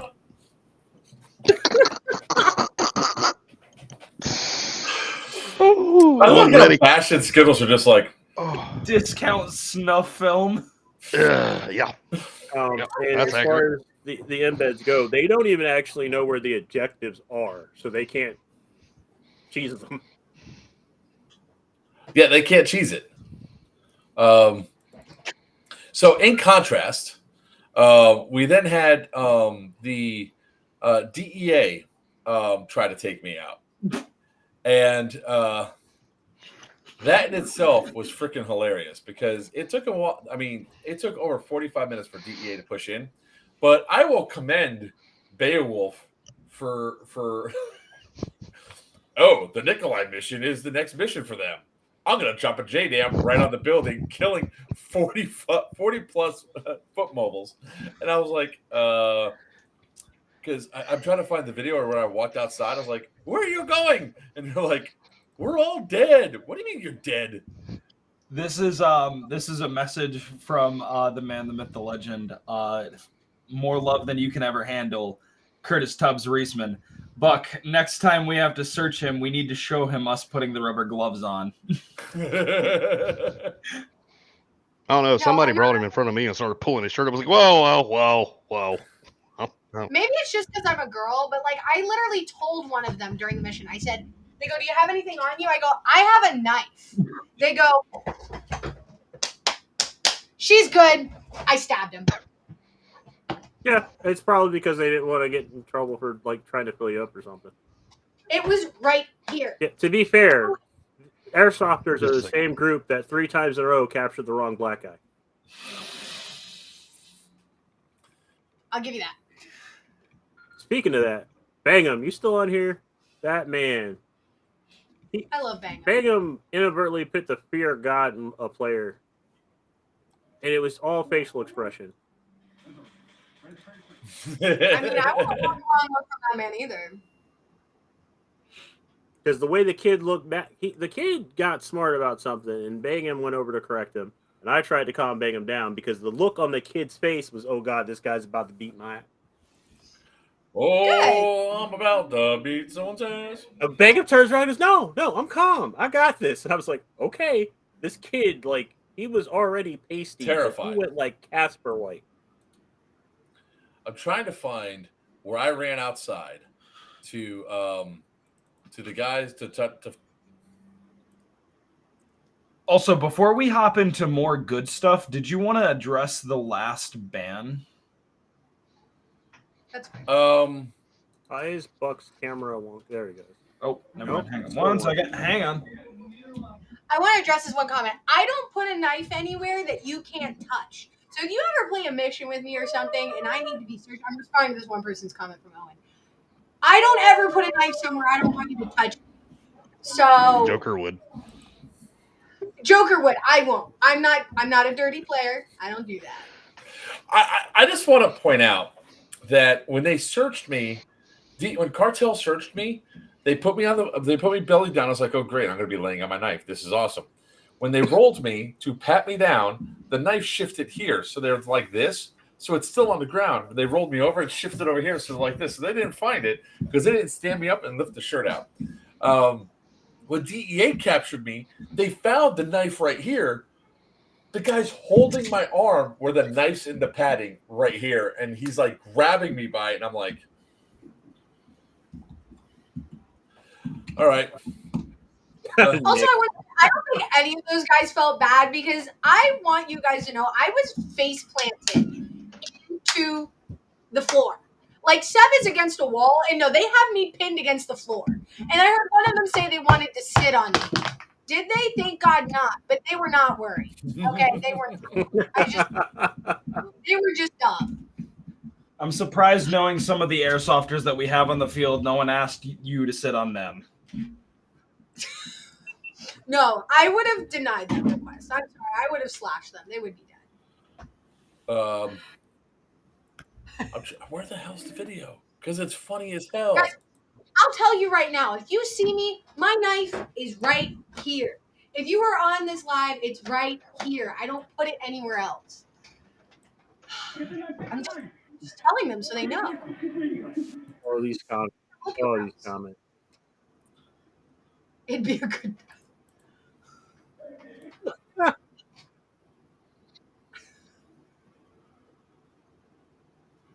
Oh, I don't have it on video. No. I wish the JTF missions were on video. I hope some of those get posted. Oh, wait, actually, there is one. Let's go ahead and bring that up real quick. I think there was What's going on with my freaking. All I saw was me huddling in the corner. Camera's burned out from working your OnlyFans, Buck. Oh, shit.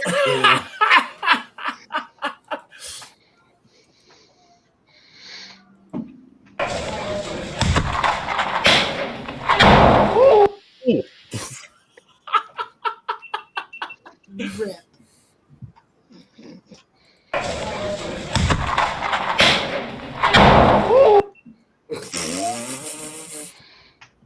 After the God damn it, stop it. That was my last one. For remains? Yeah, because I gave both of you. Okay, and I used mine.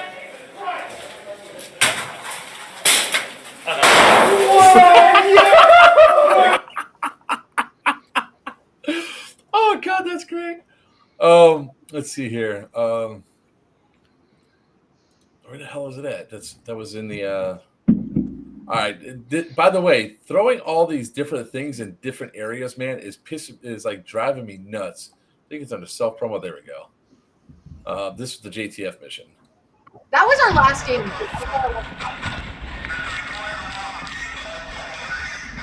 There we go. Apologies.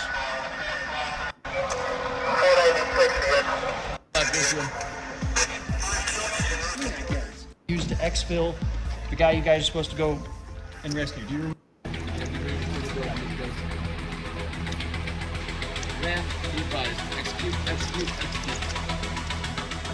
All right, well, we're not going to go through all this. Single file, go. Get inside! Move, let's move.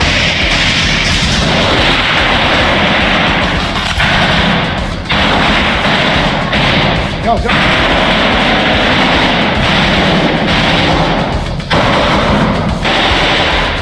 Separate corners and go!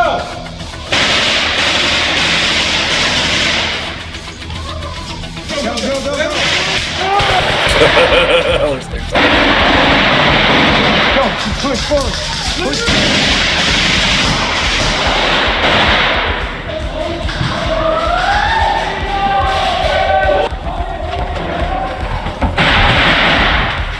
Clear! Wait, install. whoever made this video Good, all is right. the professional of their video. Go, clear.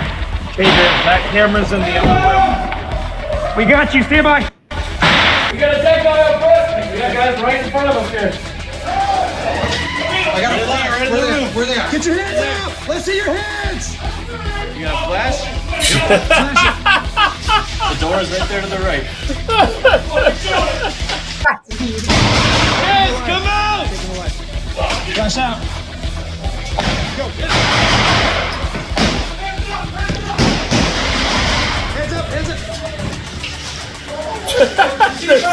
Kept going. Cover the right. Let's see when Skittles shows up. I don't like What? Do you know where Jeff Dick is? Negative. Who? Jeff Dick, your foreman. Huh? Do you know where you're at? Where's our guy? What's your name? Where the fuck is What's your name? We have everyone? Tony. Dick! This is Jeff Dick. Hey, call and command. We have the fucking high value target. Can we get him out and secure him? It's up to you. No, I mean, is he secure once he's out? Yeah. All right, let's get him out first. Let's go back in. Say we can. All right, let's All right, it's getting all choppy now. That's pretty cool though. That the JTF mission's already pretty. Say his name. I want to say though that game was the most like put together because that last game, most of the other ones there was a lot of confusion, a lot of arguing, a lot of oh my god, shut that prisoner up. What do we do? These guys ignored us. They went in, did their mission, counted their members, and got the hell out. I have to say that was the most impressed by a mission I'd been. Did I kill 2 guys on the way out while they were throwing me outside and I died on the sidewalk? Absolutely. But they killed almost every prisoner in there. I would have survived had I not been feeling petty. Remember, it's not a war crime if there's no witnesses. It's also not a war crime the first time. So that team deserves props. If you bang them, if you've never done the JTF mission, you need to do it at least once. Yes. Maybe I gave next them time. the offer, and then Steve Tom's like, "Nah, we don't want to do it." Yeah, I should have done a JTF. Yeah, now you all should have done the JTF. Next time, come pay us a visit.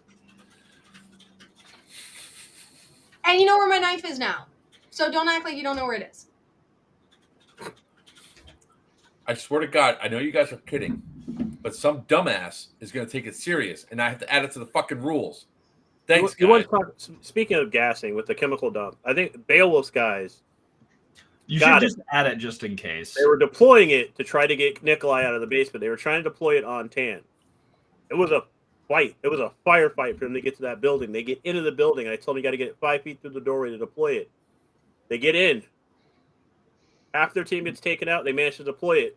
I'm looking down the other end of the building through the gap, and I see Nikolai being drug out the front by Tan.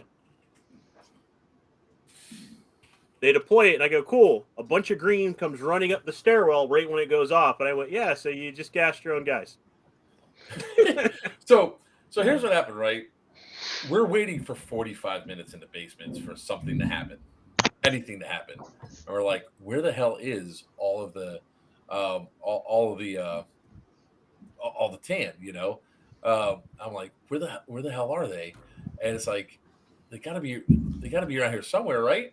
And they're like, so I go up the back gate, the back door, and I go out there, and I'm like, what the fuck's going on? So I step outside, and all of a sudden I see it has to be 40 plus walking away, and I go, what are you doing? Where are you going?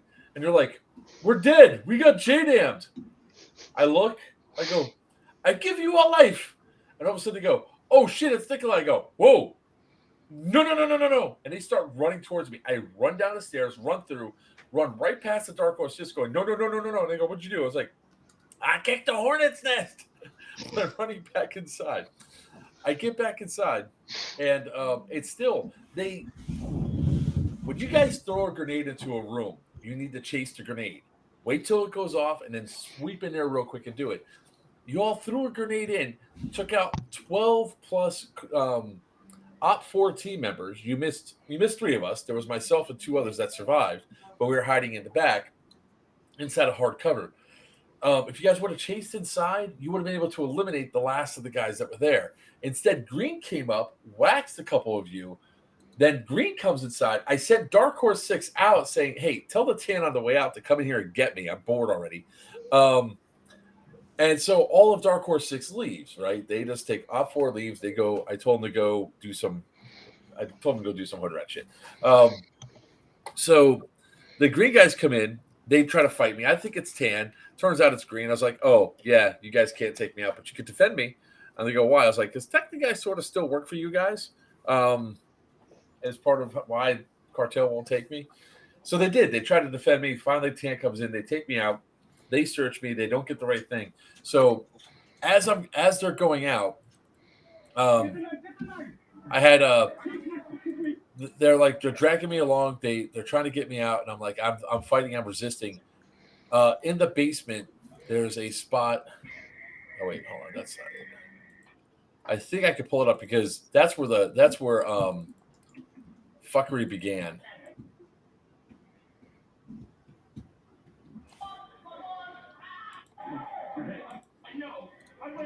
All right, yeah, this is great.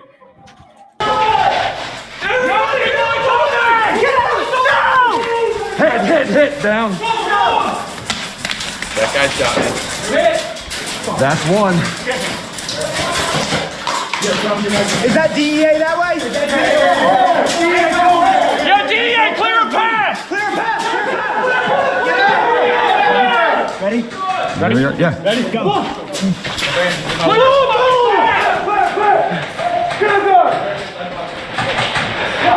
Everybody get good, move out the way! You're hit. So, You're hit. see if you can hear it. So, it's either Dark Horse 6 or Cartel right here. You're hit.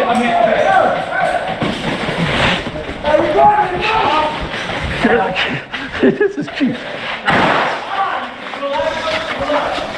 You're stunned. You're dead. Oh, that's right. You're dead. Oh. Let go. You're gone. I stole his gun.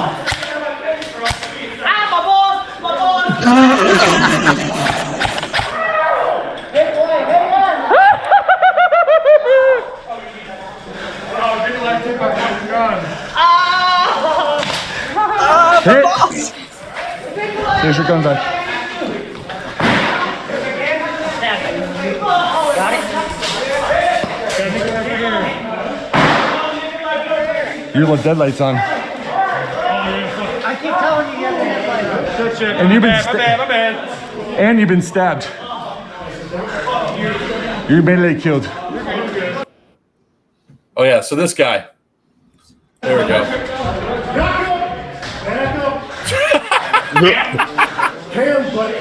Nope. Somebody. Medic. Please let me through. Anyone? I got shots.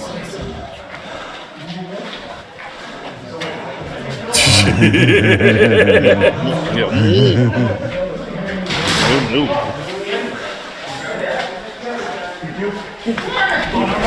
You're dead. Your dead light's on. Bring your lights off. So is your light on, but you're stabbed.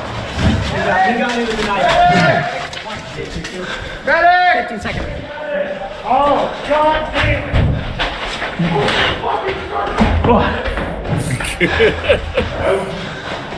You guys are dead. Ha ha! Fuck you!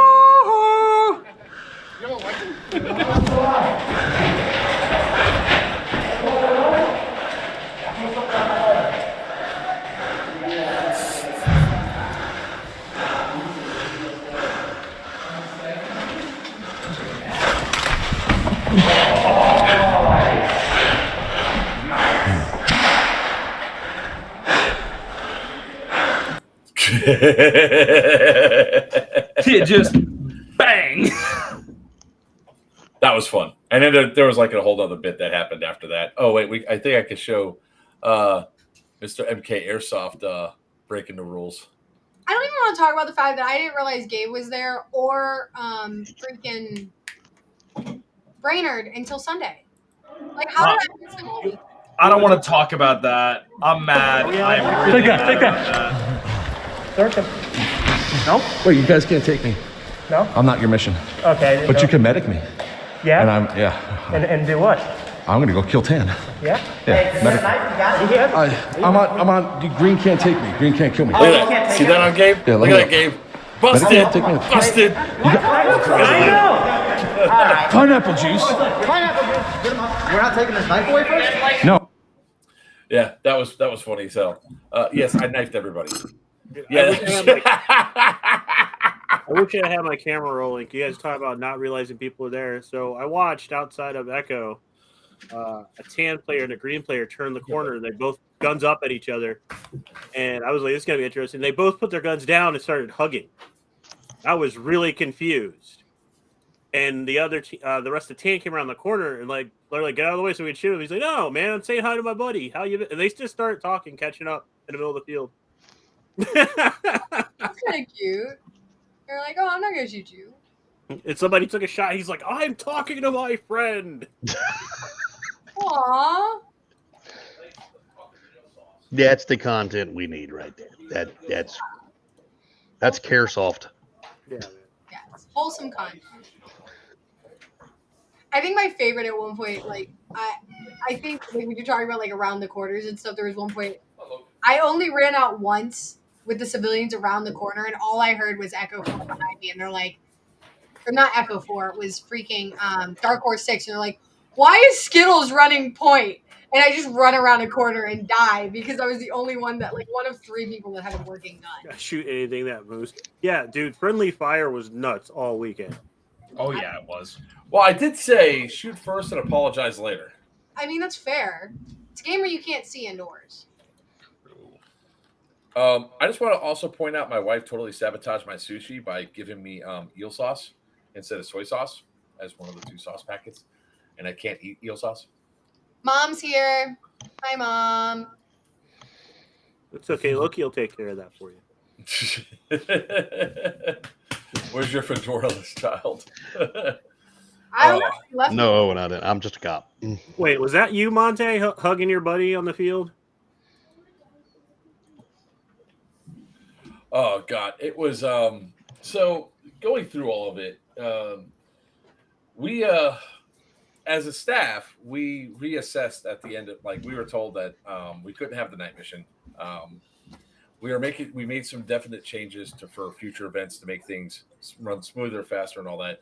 But I want to talk about Sunday for a second. Does anybody else have to talk about Saturday? Because Saturday was fun, but I also want to give a huge shout out again to Justin, Mr. Beowulf. He jumped in at a moment's notice, 2 weeks' notice, to help run to be CEO of an event, to be thrown into the midst of it.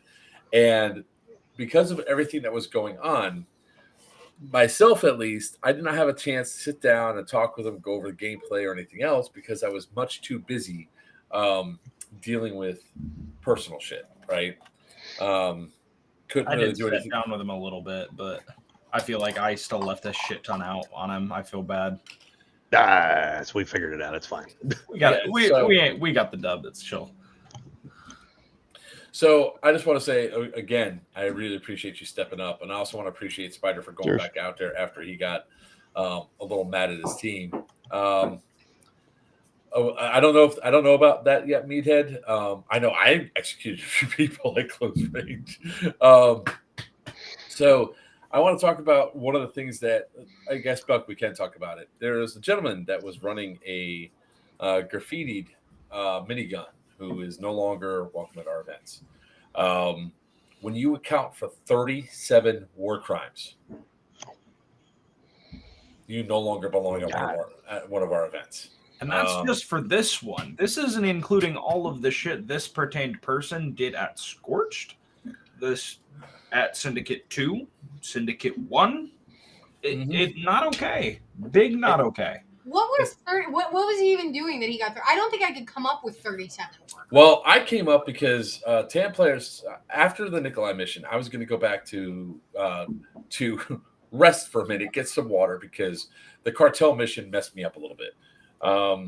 The wrestling and the fighting and everything else that happened to get me back to the CP was pretty good.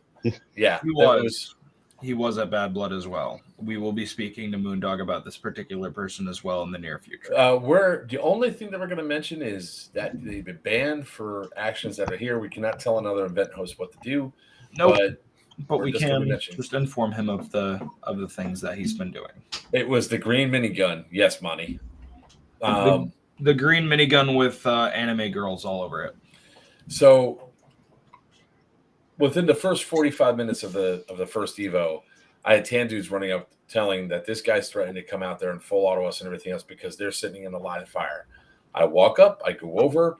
Their justification was they were intentionally shooting us. I was like, the rule is walk 5 fucking feet. And because it was right on the backside of Jay, they could have moved over.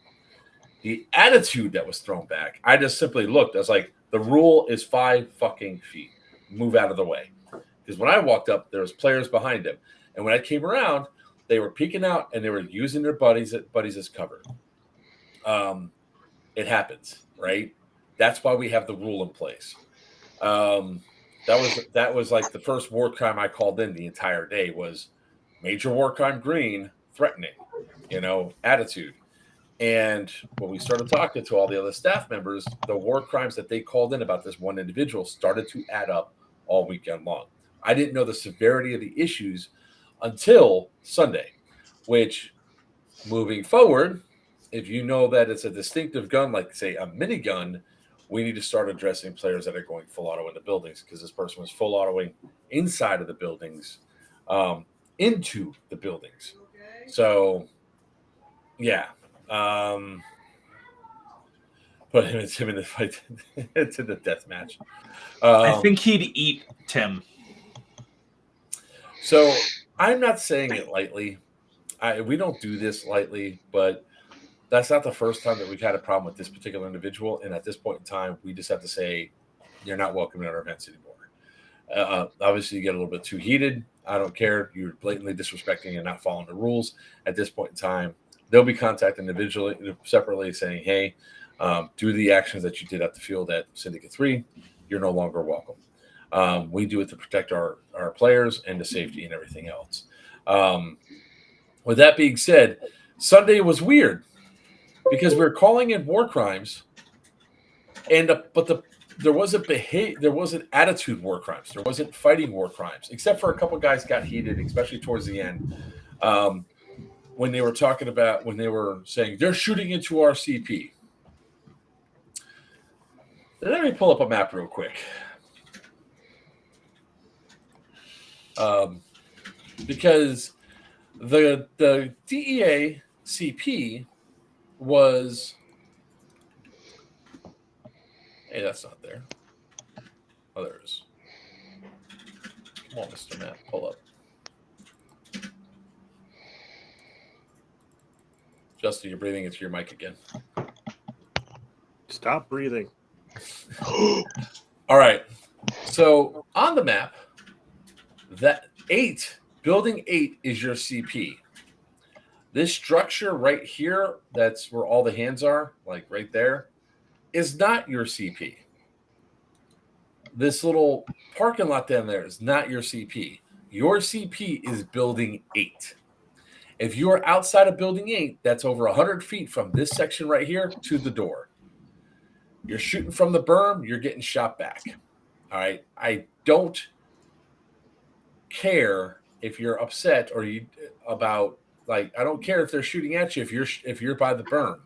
The berm's in play. The only spot that wasn't is a spot over here by the trees. Crap. Why is it doing the actual building 8? It's like when we have one guy literally was able to, and it was marksmanship. I'm not gonna lie. He was off on the side of the trail in that field, and was actually shooting in through the door of 8. And I had to walk over there and get war crime them as they're shooting in their CP. They're all over there. I didn't realize there's their CP. You're echo. You're echoey. Talk. Check. Try again. Check. Check. That was weird. Everybody heard that, right? Yes. I'll find out. But anyway, the kid was actually shooting through the door of 8 from the field. I was like, excellent marksmanship, but you're shooting into their CP. And he goes, I thought that was their CP. I was like, no, they're just standing around in the field. Those guys are valid targets.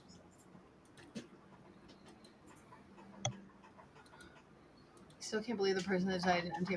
Who shot at the church? That was like the number one rule. There was red freaking rope across. Like, it's not that hard.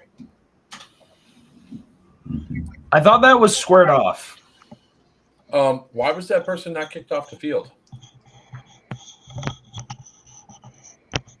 This is also the first time hearing of it. No, because that was a misunderstanding. I heard that over the thing, and then over the radio, and then I heard you handle it, Joker. Because it was someone that was shooting sort of kind of close. There was 3 guys that were sitting in the shade by the church with stripped down gear. I talked to them because I said, hey guys, and they're like, we're just sitting here for a minute, it's cool. And I was like, and they looked hot, so I was like, all right, just remember, you have to go all the way down there and come all the way back up again before you do anything. And they're like, no problem. If we go down there, we're probably leaving. I was like, cool. That's a Horseshack question then. Anytime, and this is part of the AAR that the staff's going to have. If anybody shoots at the church, they're leaving the field. It's that simple, right? It's just that simple. The church is the most sacred temple of that place that we worship, whether or not you believe in Christianity or God. That is our sacred temple that must be protected at all costs. Because you break anything in there, I promise you can't afford to replace it. Well, some people can. Your savings is going to hurt. Yeah. Not worth it. There's no one worth shooting worth that amount of money.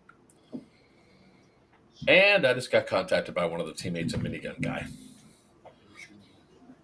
So, you may get a message from Mom on that one. What's that? I did just get a message. Diesel. We're checking Jesus's.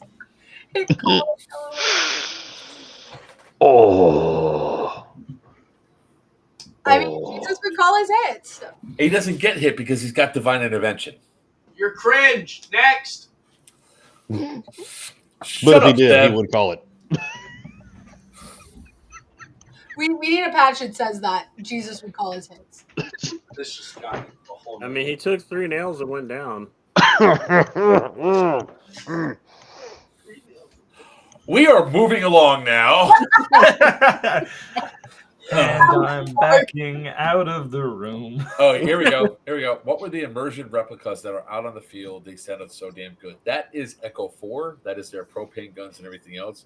This is why we hire them to do these events. Now, people are going, oh, well, like people are asking questions like, why don't you give refunds on the event? Because the ticket sales and everything else goes into the event. We come home with very little profit off this per se. Everything goes into the next event. It goes into the props. The JTF missions pay only about a quarter of what it costs to bring the Echo 4 guys up to do the JTF missions plus the civilian stuff that they're so good at on the field. Like all the blank fire, all the pyro, all that stuff is not cheap. And unfortunately, I can tell you all right now, there's not going to be JTF missions for Scorched Earth. there's a conflict with Echo 4 for that time. So there's a wedding. So He's getting married. I don't fucking know. David. I forgot about that. Yeah. Whose teammate is that? Ooh. I gotta say, the Echo 4 mortars were spooking the piss out of Sarah. Though you're talking about the cannons that were going off? Yeah. Those are Wiener's propane cannons. Yeah. Those were great. I don't care what happens.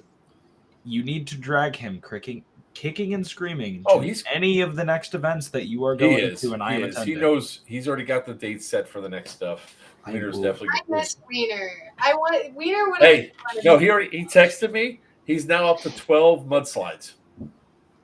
He's lit. I mean, at least he's having fun. I'll tell you, I'll make him this. I'll make him this deal. That was a really bad boat we were on. Yeah, he's on the good boat. We were on the bad boat. What can I say? Hey, I'll say that's this. Door handles. Door handles included. I'll say this for Wiener though. Nice. If he manages to come up to one of the events that I am attending, and he will be at them, I will cut his mudslides. I will take half of them for him. Roberto has whatever that is for. I don't know what his mudslides are for, but I will do them with him. He drinks them. He likes them. Oh. Dude, people at sea, we were on a mission all weekend to get that man a mudslide. And we got him and he got a $32 mudslide. Wow. At Senior Frogs. Hey, we were having fun at Senior Frogs. You guys missed it. We were out on the dance floor. Seb was on stage. There we go. That sounds more accurate. Yeah. Too bad you weren't there. So Seb was throwing it back, and I don't have pictures. I can send you all the videos. Girl, add me then. Full throwing it back, twerking. He had his fanny pack that was bouncing. Oh, it was great. I need all of those right now. I need them on standby. He needs to add it to his spank bank. 100%.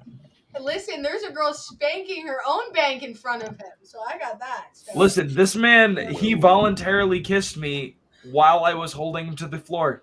I gotta have it in the spank bank now. There's 2 of your boyfriends in this chat? Oh, there's a lot more. 3, actually. Wow, can you guys move this conversation over to Seb's OnlyFans? You also can find me on Feet Finder. Hey, me too. Oh, damn it.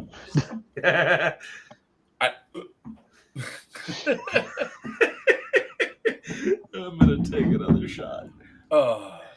I'm doing great, Diesel. How about you? Man, we need a straight. And spend any money on mustard-covered buck feet.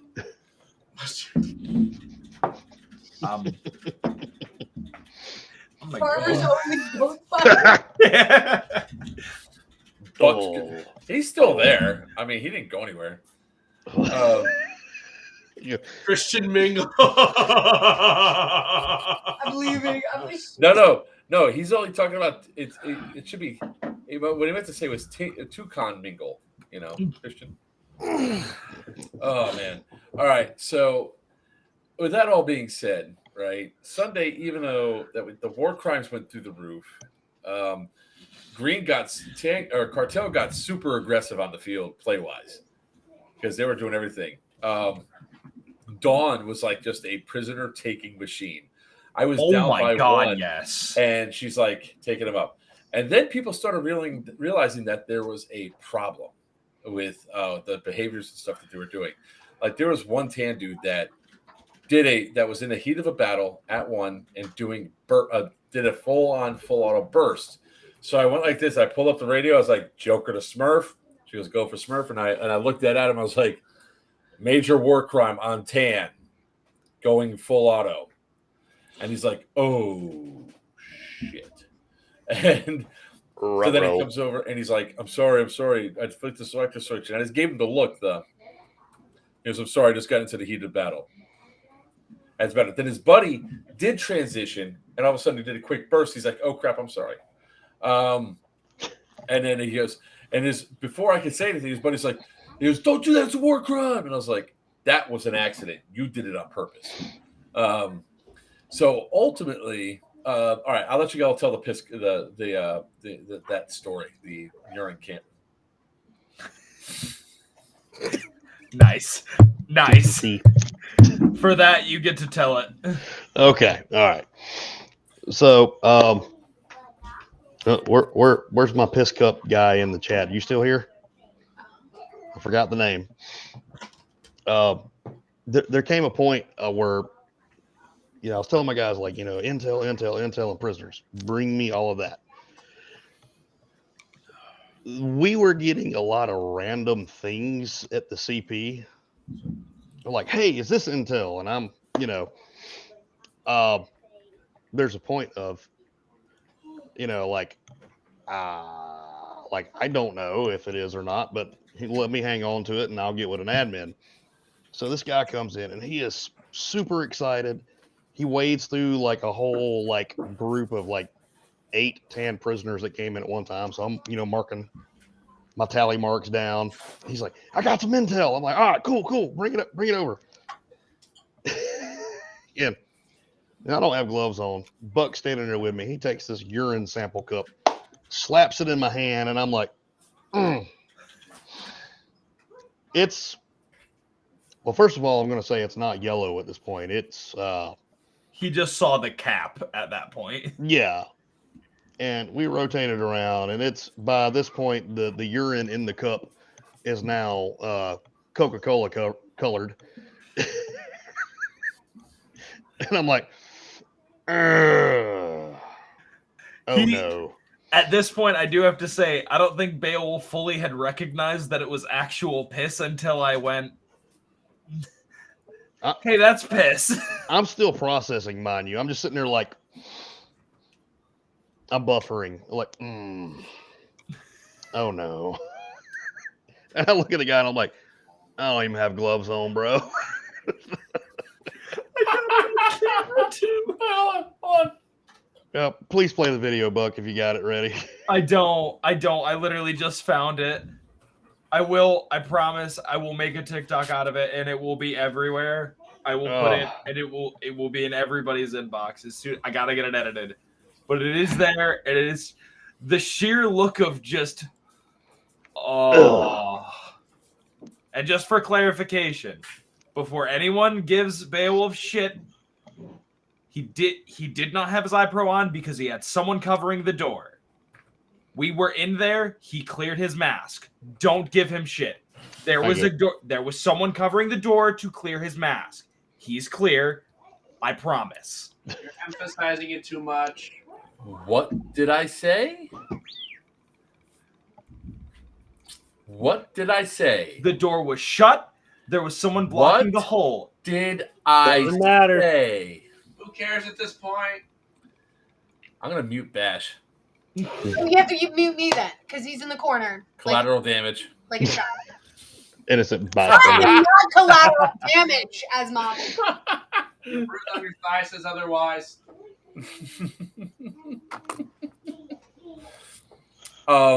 Holy shit! Hold on. Do that again. Oh, don't worry. We got our own work rhymes there, Diesel.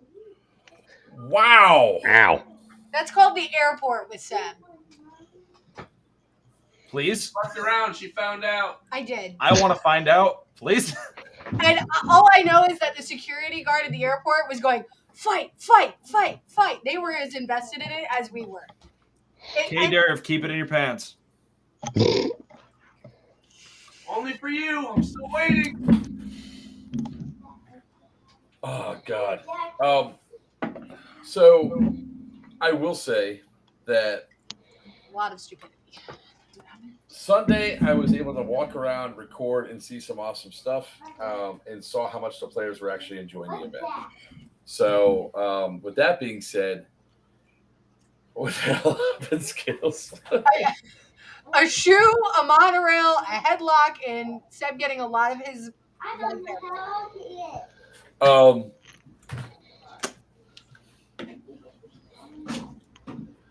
If you need to take off, you can, Virtue. Okay. So with that being said, I want to thank some of our awesome sponsors that were out there. So, in no particular order, Xfog, High Powered Airsoft, Amped Airsoft,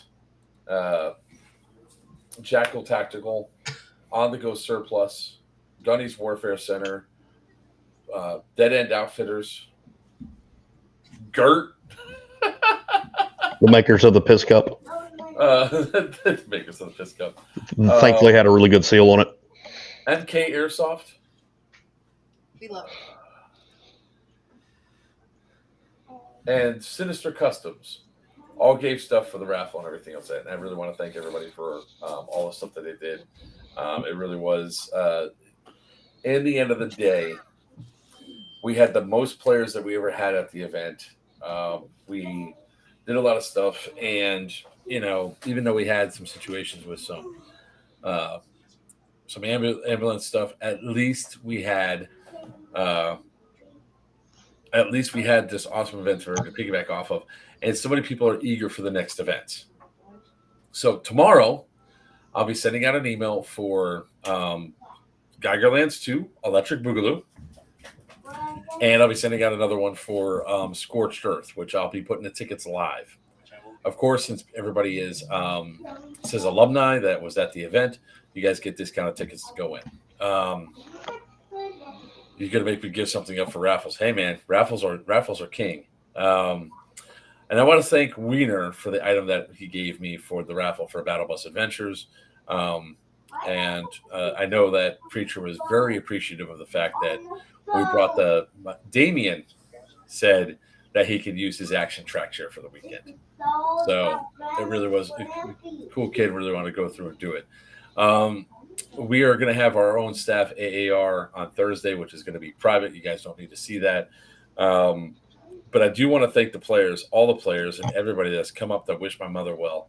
I really do appreciate it. It was obviously an emotional time. I don't like whoever threw $50 for everyone to tackle me. Yeah, we never. That was Jackal Tactical. Love them. Thank you, Jackal Tactical, for giving me the opportunity. Good job, Nick. I like you. I agree. Technically, Mark, I still owe you $10 because, yeah. The mutual JDAM. You're still going, Beowulf? I finished mine. I'm trying not to finish off this bottle of scotch that Spider gave me. Mark's got that peanut butter whiskey. That stuff's good. Thanks, Kevin. That stuff's smooth. Is that the screwball? Yeah. Oh, that stuff's good. Yeah. I was up to here when I started. I am done. Can we raffle? Anyway, you were saying, Mark? I'm just saying. Sorry, Mom said our daughter is not collateral damage. Yeah, what's her right? I'm not collateral damage. I think she is. No, Seb can be. Seb is always allowed to be collateral damage. Me, no. I'm the golden child. His ass is collateral That's an Arnold damage. movie, ain't it? Collateral damage. Who's the one on the live right now and who's not? So the one not on the live is collateral damage. That's all. Because he's being sulky over there. Yeah, he's in a outing. I just want to say thank you all to the staff that made this go on. Thanks to the players for what they did. The kind words did help. I'm sorry to the locker that I abused the shit out of because of the nurse that decided to withhold my mom's medication. I was probably the most stressed that I have ever been in probably like the last 15 years at the event and everything else. And it showed. Like right now, y'all can see I'm all smiles and happy because, well, I'm not happy my mom's in the hospital. I was able to at least do stuff firsthand. And you all are some of the best players, staff, and individuals to have around. And we appreciate you. We appreciate you guys coming out. And we can't wait for the next event. So let's talk about the next event, shall we? And get all past all the mushy shit. Wow, chat is kicking today. 1,000 messages. Yeah, it's going. Again, I really do have to apologize for everybody I do have to apologize to everybody. I was at a really short temper, really short leash. I screamed at Tucon because of the radio traffic communication, which we fixed. but yeah, we have a lot of stuff to do and whatever. Oh, look, Seb's back. You know why I know why he doesn't want to be on camera, because you have the good chair, he's got the shitty chair. This is correct, mainly because this one's taller and I'm too short, and about this much of my face shows in camera. You know what? You can get back out. I don't care. Go back. Go back and sulk in your corner. Whatever. He's such a. So, Seb, are you coming up to Geigerlands? Back up. You come back, huh? Yes. You gonna rent that Jeep again? Free refund on it. Okay? Yeah, I got a full refund on that Jeep. I don't care. And our Uber's paid for. Yeah, and our Uber was paid for. 2-hour Uber to the airport, stuck in the middle of Crescent, broken down. Perfectly fine. Let me know when we're done talking about Geigerlands. I don't want to get threatened again. Why are you getting threatened? Who are you going to threaten you?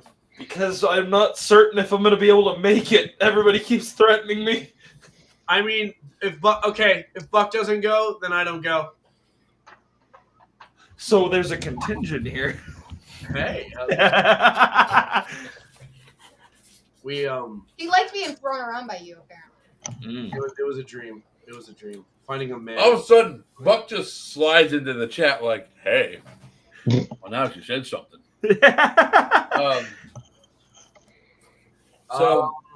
Even my laugh is fucked still. When is it again? June 2nd through 4th.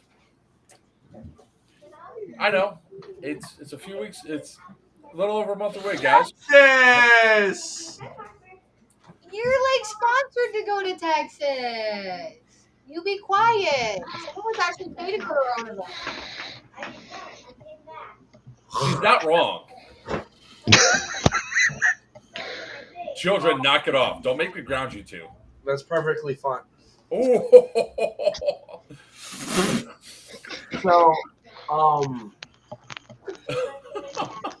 go to Geigerlands. Sure. Yay! Okay. I'll see what I can do. So when is Scorched Earth 2? Let's talk about Geigerlands for a little bit. Let me jump on one event at a time because we have the last 40. Why didn't you knock it off? All right. Sorry. He's just trying to tick me off so that next time I do throw him on the floor. Face in dirt kind of thing. I would really appreciate that. I'm going to get so turned on in this process. I hope you do.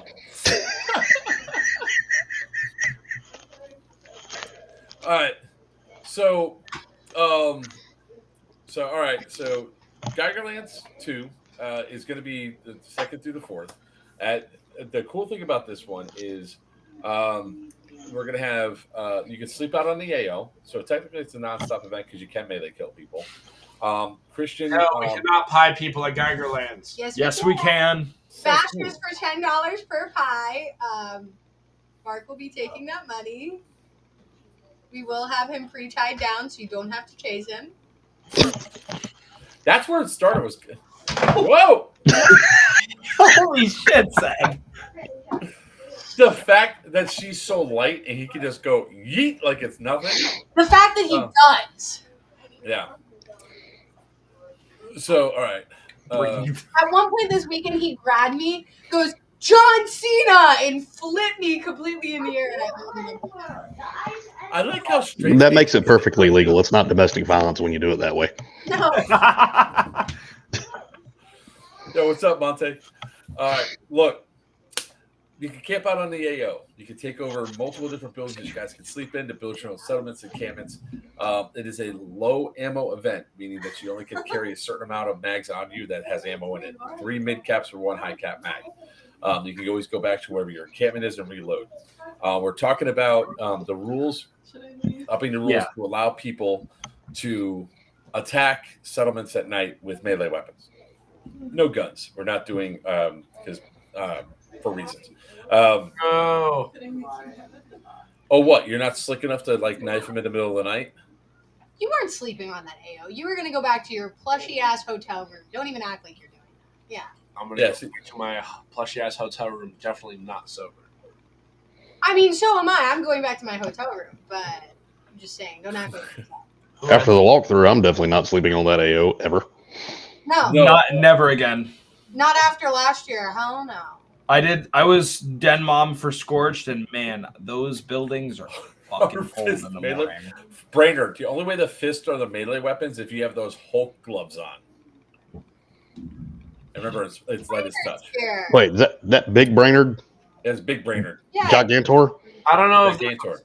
No, Yes, listen, your Gigantor. fists are a deadly weapon. You cannot hit anybody, Escanor. That took me a second. Remember the death whistles. Also, by the way, heavy recommendation for you to definitely look into Airbnbs because they're so much cheaper than the hotels over there. That's my traveling agent's job. Sorry, I did. So the hotels that we are benefit us quite a lot. They do give us some good rates and everything else. And I don't know. I like the courtyard. It was nice. It was. And they allowed me to have a really late checkout, which I really appreciate. But by that one, I might actually have an RV, so might do an RV instead. I would love to have the RV by then. We paid for our Airbnb. We were $400 for 9 or 7. A total of we were allowed to have up to 10 people. How's my back from the nurse? Don't understand. Rent a real car, Emma. Why is my dad in here roasting me? Because he knows his child's a disappointment. So you guys can camp out on the AO after 6 from like 9 to 6 on Saturday and 9 to 4 on. Will you two knock it off? 9 to 4 on Sunday. Nips, it's his weakness. Is when the pew pew happens. In the last 30 minutes, the rad storm's coming. It's our mass casualty event. You have to collect a lot of stuff to power the vaults. So there's only about 10 to 20% of the population can survive inside the vaults. So it turns into a cluster. So as the circle closes and we start eliminating players, those players can decide to join everybody else and become rad crazies in this eliminate people. 6 o'clock on Saturday, all the guns get locked into the armories or taken out to vehicles. 6:30 will be the charity pieing. 7 o'clock is when the concert starts. So we'll have 2 live band playings at this event inside of Building Echo. There'll be a melee weapon tournament. So it's going to be a hell of a lot of fun. Technically it's a free for all event. So you and your little squad's going to have a lot more fun with it. So it's a lot of fun.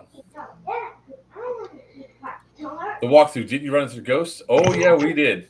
Wait, yeah, I didn't hear about that. I had my own. I didn't hear about it. Oh, I was escorting this one around, and we walked into building 4, built the RHE unit. So it's like 4 or I, depending which way you look at the map. And we go inside there, and all of a sudden I'm starting to get touched, and I was like, "Knock it off, leave me alone." So we're going through, and I'm still getting touched. And then we go to the backside where I was showing Beowulf how you need to protect this side because they're going to cut through and have a direct line to your spawn area to keep them down. What the hell? Thanks, bud. So as I'm doing that, next thing you know, whack, 2 scratches straight across my back. I was like, ugh. I was like, he's like, yep. And then at that point, he tried to lift his keys. Yep. So now, mind you, he had already showed me the scratches on his back from the previous day or night, whatever it was. So these were new. I'm about 6 feet behind him. We both went, nope, we're out. We start walking out. And I had my keys clipped, like, just kind of at the 5 o'clock position on my belt. And I feel them lift up and start to snatch up off my belt. I'm like, hey, dude, we're done. Hey, my only thing was I found my freaking dog. So. You found your what? My dog. No, I think the ghosts were looking for like cell keys or some crap and trying to snatch them off of a belt. Hey, he's not talking about all the other stuff we saw on the way there. Oh yeah. So we were in the basements, and I was just showing him some of the things, and I walked by doors and I go, hold on, what the fuck? And he goes, what? I show him that it was first. It started with the freezer metal door. Yeah, freezer doors. I'm shutting those. Son of a bitch. These were all shut yesterday. Shut them again, right? We go after we shut them. We walk through and we walk through some doors. It's like, wait, what the fuck? These doors were locked, shut and locked, and we don't have a key for them. Now they're wide open. We turn around, saw a shadow, and the goddamn freezer door was open again. This thing's heavy as hell, mind you, by the way. Yeah, Alan, I tried calling you back, brother. I got your stuff on my dash. I've been trying to get taken up. Everybody goes, not have to worry about the morning after. Man, talk about some ghost babies. So, I mean, hey, we walked around for a while. We didn't see anything other than my dog. That's still freaky, though. Yeah. We need to get like a ghost story night on the chat. Oh yeah, Mine was from last year, and still nobody believes me. And I hate that I didn't have a GoPro. And that's why no one asked. Can I punch him? Please let me punch him. Fuck around and find out. why did Buck just do a ban on somebody? Anyways, Letter Arc. We're about to wrap this up too, guys. Oh wait, no, we're not. We got to talk about Scorched Earth. Geigerlands 2 is coming up, so I'll send that out. Now we'll talk about Scorched Earth real quick. Scorched Earth is going to be November 10th through 12th at the prison. That is our standard green versus tan. There may or may not be an Op 14. Don't know yet. I'll find out later on. But the civilians will not be there this time because there really are no civilians at Scorched Earth anyway. Scorched Earth is all three of our games are tied together story-wise. Syndicate is where the Fall of Society started. Scorched Earth is where somebody pushed a button, and Geigerlands is the result of the after effect. So you actually have stuff that goes through. So it really is they're all interconnected. So for Scorched Earth, standard green versus tan, the entire AO that was open this time should be open next time too. So we'll have the tunnels and stuff going down. A lot of the props will be there. And every time we go up there, we're going to be adding more and more to these games. All right. So if you like what it is, I'm going to put those tickets live probably on Thursday and send out the mass email list for there as well. You guys will get $25 off for being alumni. I might come back for that. Not might. You are coming back. I have no idea. I had the basketball at the beginning of the tunnel. We kicked it and it came back. Well, all right. Apex, I will say it this way. Were you in one when you kicked the basketball? The tunnel sloped, sir. Hush puppies. That's a going Arc. Did you see the video of us in the tunnels the day before when we were just walking through the tunnels near the morgue? There's like this one little hallway that's kind of a tunnel, and you walk down to the end of it, and there's just an empty chair. Like sitting in the middle. Just an empty chair. That was creepy as hell. I did not like that. Why did you ban somebody in the Discord? Me? Yeah, you. Oh, that's Tim. No, Diesel. Oh, okay. Yep. Gotcha. I was like, who the hell did you ban? First one there, Red Rum. And your dad's coming up for Geigerlands, isn't he? Skittles. Awesome. I feel like that's your favorite saying, Diesel. Fuck, what the fuck? Hey, who are the COs for Scorched Earth?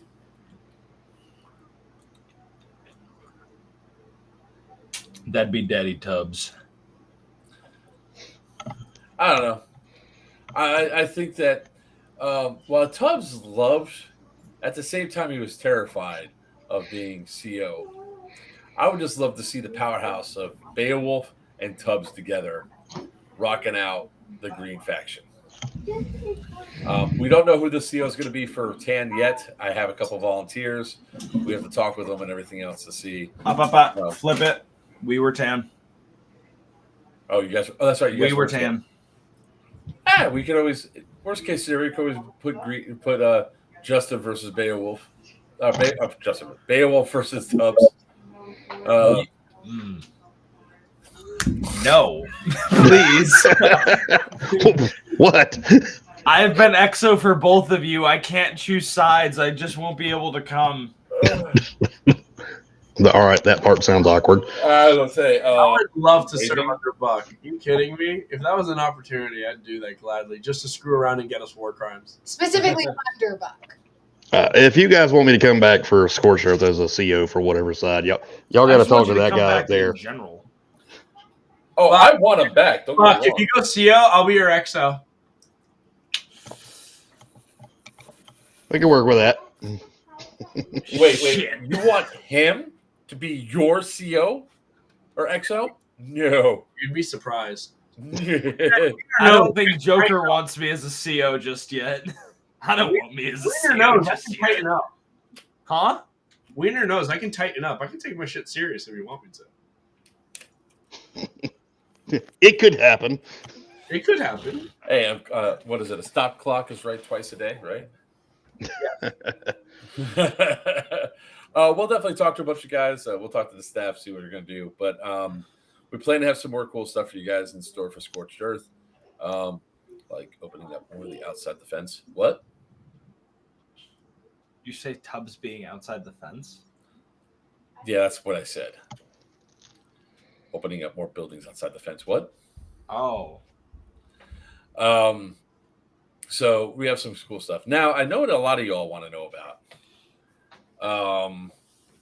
Y'all want to know about what I was talking about taking over an entire town, an old town. That is still in the works. I had another conversation. I haven't had anything until you at least had a contract on the table. It's exactly. That's why I had another conversation. We'll see what happens. I'm not going to tell you all where it is, what's going on, but I will tell you if we get it, it will be a Last of Us style game. Is it as haunted as this place? Don't know. I haven't been there yet. Yeah, it probably is going to be. Yep. So if that I'm putting happens, rock salt around my CP, whatever game we're doing, either place. I'm just letting you know. If it happens, it's going to be the last weekend of September. Is the one that we're going to go for last week? Or you could do it the first week of September, then it's No. my birthday. I want we cannot. a Nope. break. No. Nope. We can't. I'll be at Sirius Viking for that. So. I'll be at Sirius Viking. God damn it. Some of you guys from up north to come They down will and be play at for Sirius me. Viking, except for maybe Carly. I don't know. If Oh, yeah. On Chaos Company. Second and third, I believe, is Sirius Viking, right? Oh, is Irene the last weekend?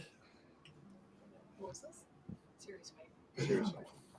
What's that? So you'd probably want to go for 20th or 16th and 17th. Wow, September is going to be packed for you guys then. Well, it's nothing like May. That's right, Brad. Yes, I'll be there, Monty. Well, hold on. Let me rephrase. If nothing happens with my mother, I'll be there. Right now, I'm about 80-20. All right. What's up, Oliver? All right. So we have a lot of cool stuff coming up for you guys. What about a brothel? Is that a purchase option? You can maybe set one up for Geigerlands. It won't be a functioning brothel, but it'll be a brothel, quote unquote. Yeah, I am going to Irene. When the hell is Irene? Is Irene that first week? That last week? I knew it. Skips right over the question. Got to find the burliest bearded dudes or mustache dudes to be in the brothel. Where is Irene? That's up in that is the last weekend of September. The handlebar will be the only thing you'll ever need to grab onto. That's up in Michigan. That's Indiana. It's in Indiana. Sorry, Indiana. Yes. Yeah, after Geigerlands, I'm not playing anymore until September. That's lame. What about Bad Blood? Yeah, what about Bad Blood? What's Bad Blood? The really good event up in PA. The one that I told you should go to. That's only a $60 ticket too, by the way. $40 if you ride with me and Sin. I prefer not to blow my brains out before I make it to the AO. Thank you, bud. You're so rude. But Save that talk for the hub. I mean, if you bring a hot tub to Bad Blood, then we'll talk. Tug. I think it would be a lot better if you nailed it on the first go because I speak English as well. I speak 3 languages and I fuck all of them up. I speak 3 languages poorly. If you stay home, your dad's on the top. Mark is on valid points here. Don't encourage him. Why would you just encourage him? Please. Nah, Seb, I will be a Bad Blood. It's a lot of fun. It is. It's a moving spot. I will actually. I'll bring you on Tribal. Me and Sin are gonna be on Tribal. We're gonna have a lot of fun. What is Tribal and Tell Me wearing? Tribal will be NPC. We wear Hawaiians and anything else you want. Is there a team that wears multicam black? Multicam black. That would be black team. Yeah, black shirts.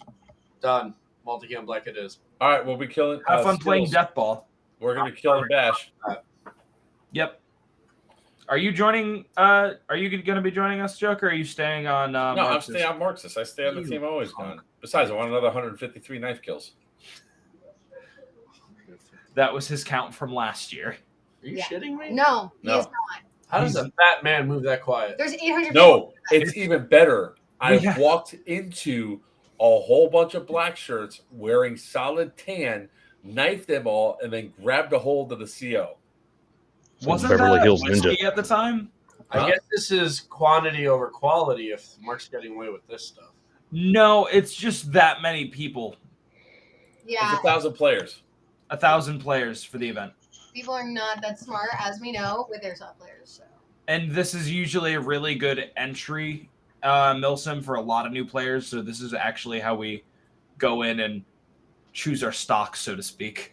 That was actually my first milsim, and it's where I bought my gun. Same. Yeah, best loadout you ever had. Since then, it's only gone downhill. Yeah, because I don't need all that crap. Glossy Doc Martens. Don't throw shade at the glossy docs. They're great. Honestly, I'll give respect to the glossy dots because white has floral dots. I can hear Sin.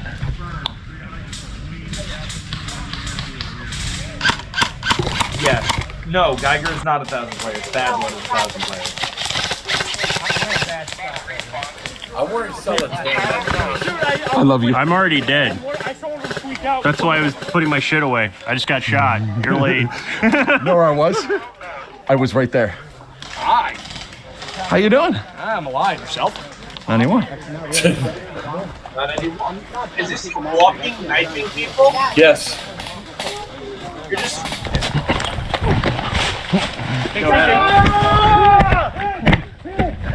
I'll take a drain on that. They didn't even say anything? I'm hurt! Help! Help! You're dead! Oh shoot! That's the Dead Blood game where I turned into where I look like I had the measles. Whoa, Yeah, whoa. Did he shoot and you slapped the round out? Yeah. That was the game where I was covered in head to toe in stickers. No one asked that question. I looked like in a walking. That was you? That was me. I looked Yeah. like Why didn't you introduce yourself, you fucker? She didn't know you. I didn't know you. That was me. I was the Oh, walking. right, because you and I started streaming together after that. I thought Yes. we had started doing that a little bit before that. No. That tracks. And I didn't realize that was the event. No, I did know that. That was the event I met Casper at.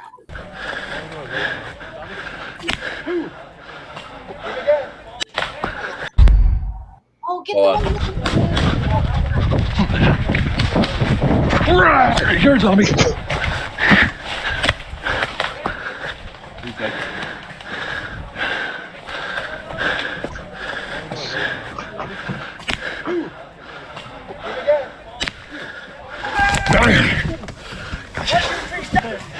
Oh shit, that's Joe! Get the fuck Is that Tinker? No. Wait, no, I don't think that's. But if you're not going to communicate, fuck that. We're out of here. Back it easy. But if not, shut the fuck down.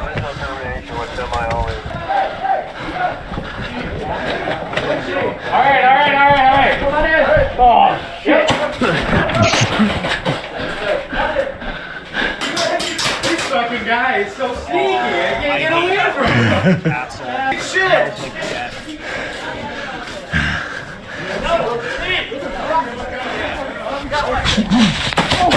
Two, three.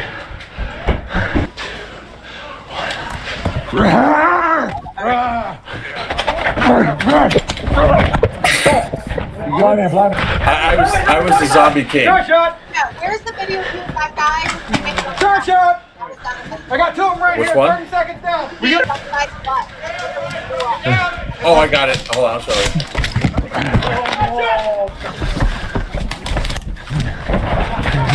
We're all zombies at this point. They're pinched. Get that one guy. He's pinched. You're a zombie, dude. He touched you.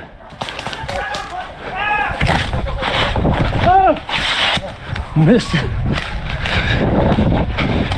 Oh, no, you didn't hit me. Nothing fired.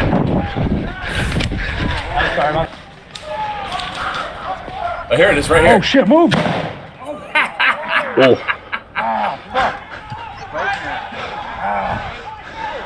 That son of a bitch hurt. Cuss a blast. Yeah. Oh, fuck. I'm gonna walk over here. I got that on camera. Oh my God. That's the Ass Blaster 3000. I'm gonna address this one. One. Your body sacrifice too. Good shit. One. Oh no. Oh shit. There's Skittles. See, I touched One, you. I had 3 shots. I only got hit once. That 2. Don't let Joker throw a knife at you, please, not again. Please, not again. Oh, fuck that. Oh. You're gone. Got you. Before I got to you. Fucking you. Joker. Watch who we're playing. You fibber? Watch him. He's a zombie. Guys, watch. Yo, watch it.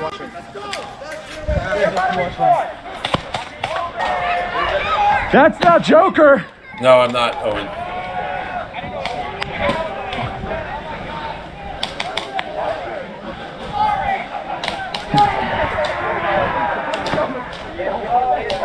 I caught that one BB because it was like shooting so light. This is why I love Bad Blood so much. How fast can you move? Fast enough to dodge all of. Don't do it. Come on. Don't do it. Come on. There's Jay Rodriguez. Oh fuck! You're lucky, Jay. Poor Jay. Oh, I hit him 3 times halfway before he hit me. Did he get you? I hit him like 5 times before. What's up? You don't have a red rag though. What's this? Oh, you look like a person though. Yeah, I can't tell you're a That's zombie. beyond me. There's like some of the knife kills I was doing. There's the tribals. How are you gonna not? Because I'm a guy. So people are like, they don't like Bad Blood. But I love this game. That was Rob. Oh. That was one of my guys, Salty. Those are two You're kills dead. right there.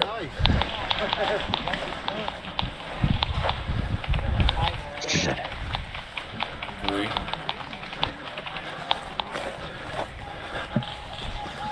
Oh, you want to show the one where I got Sin? All right.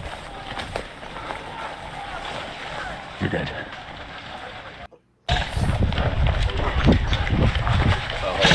No!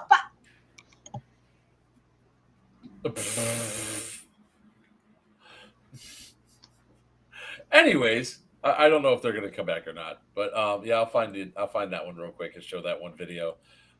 This was like what defined for us, like the fun of Bad Blood. Let's see. No problem. There we go. Last clip, guys, and then we'll go. Yep, that's me. You're probably wondering how I ended up in this situation.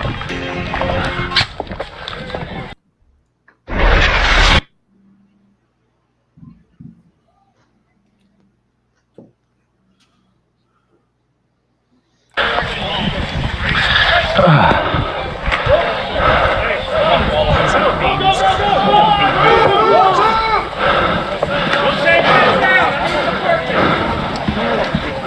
just sitting here minding my own business. Just watching. Watch this guy right here. This guy right here.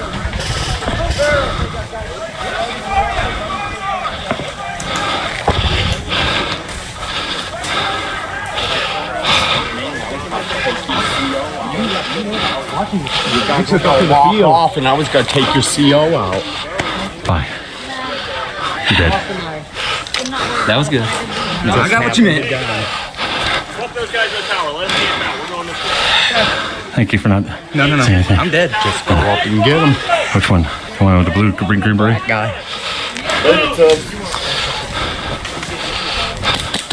Have fun, Tubbs. Listen, I can drink 151 straight. I can drink it. I'm a man for Wow.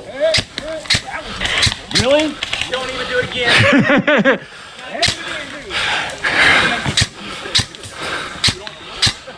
I like this big guy right here, just watching me shoot everybody.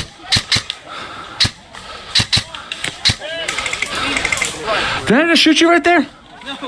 No. You walked right there. I got pretty sure I got you in the leg. Me? Her. You hit me. I did not feel that. Did you see him hit me?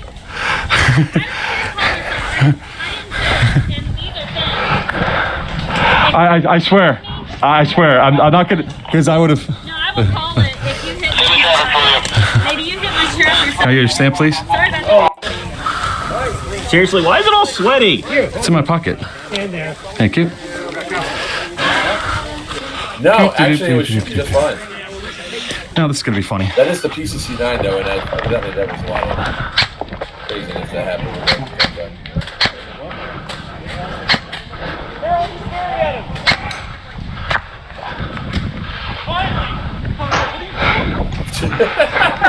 I'm dead.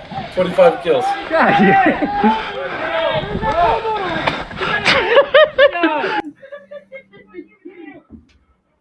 So, I wanted that stamp. I always want the stamps. I go for the stamps very much so.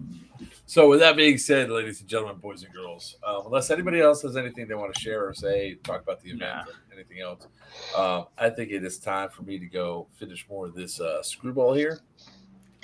Go sit back, relax. That stuff is good. It tastes like peanut butter. All right.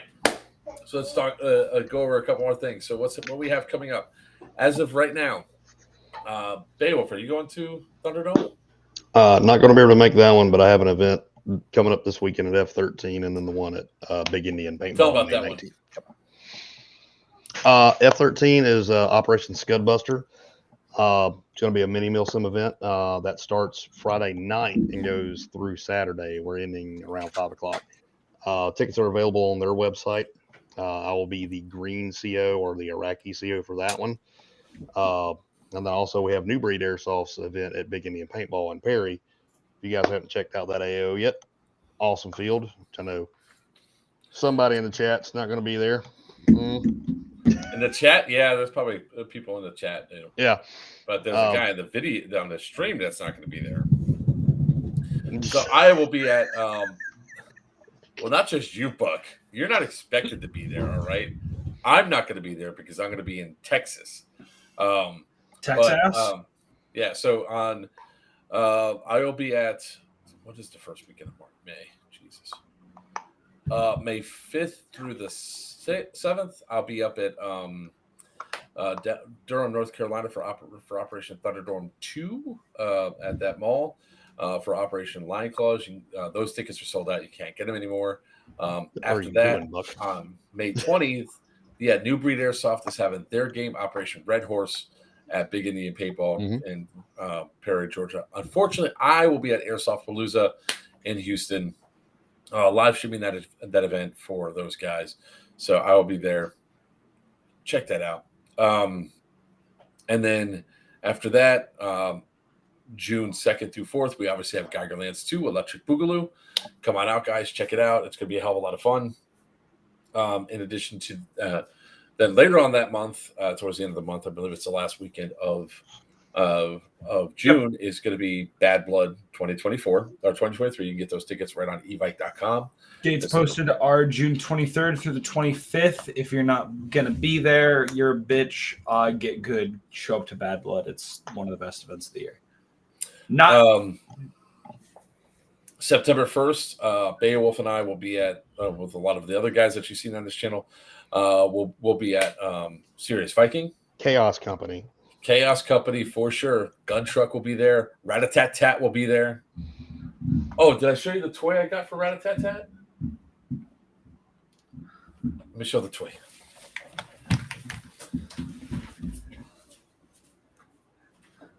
And I also assume you don't remember I sit on a ball. I don't have a chair. I do have chairs, but I'm choosing not to use them.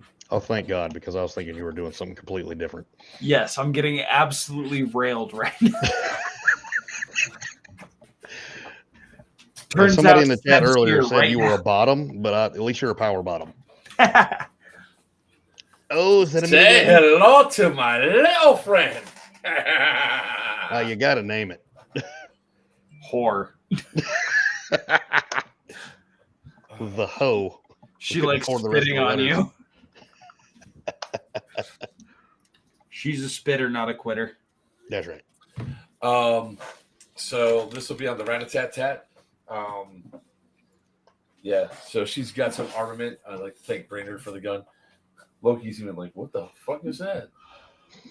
What is that, Loki? It smells like sex and bad decisions. Yeah, I gotta fire that one up this weekend to see how well it works. After that, for sure, we're gonna be at we'll also be at Irene. I gotta have a conversation with John Lou about that one. No, I'm not gonna put a whole bunch of Jesus. And then of course the second weekend of November, we will have our next game up at the prison of Scorched Earth 2. Electric Boogaloo. Rise of the Second Sun. No, not Electric Boogaloo. Rise of the Second Sun. No, Nudge, there better be a naked cheerleader under that bed. Play for me at Serious Viking. So nice. I would love for our XO for our CO to be riding around in one of the vehicles. This is how we roll. Bert. I'm okay with not having to walk.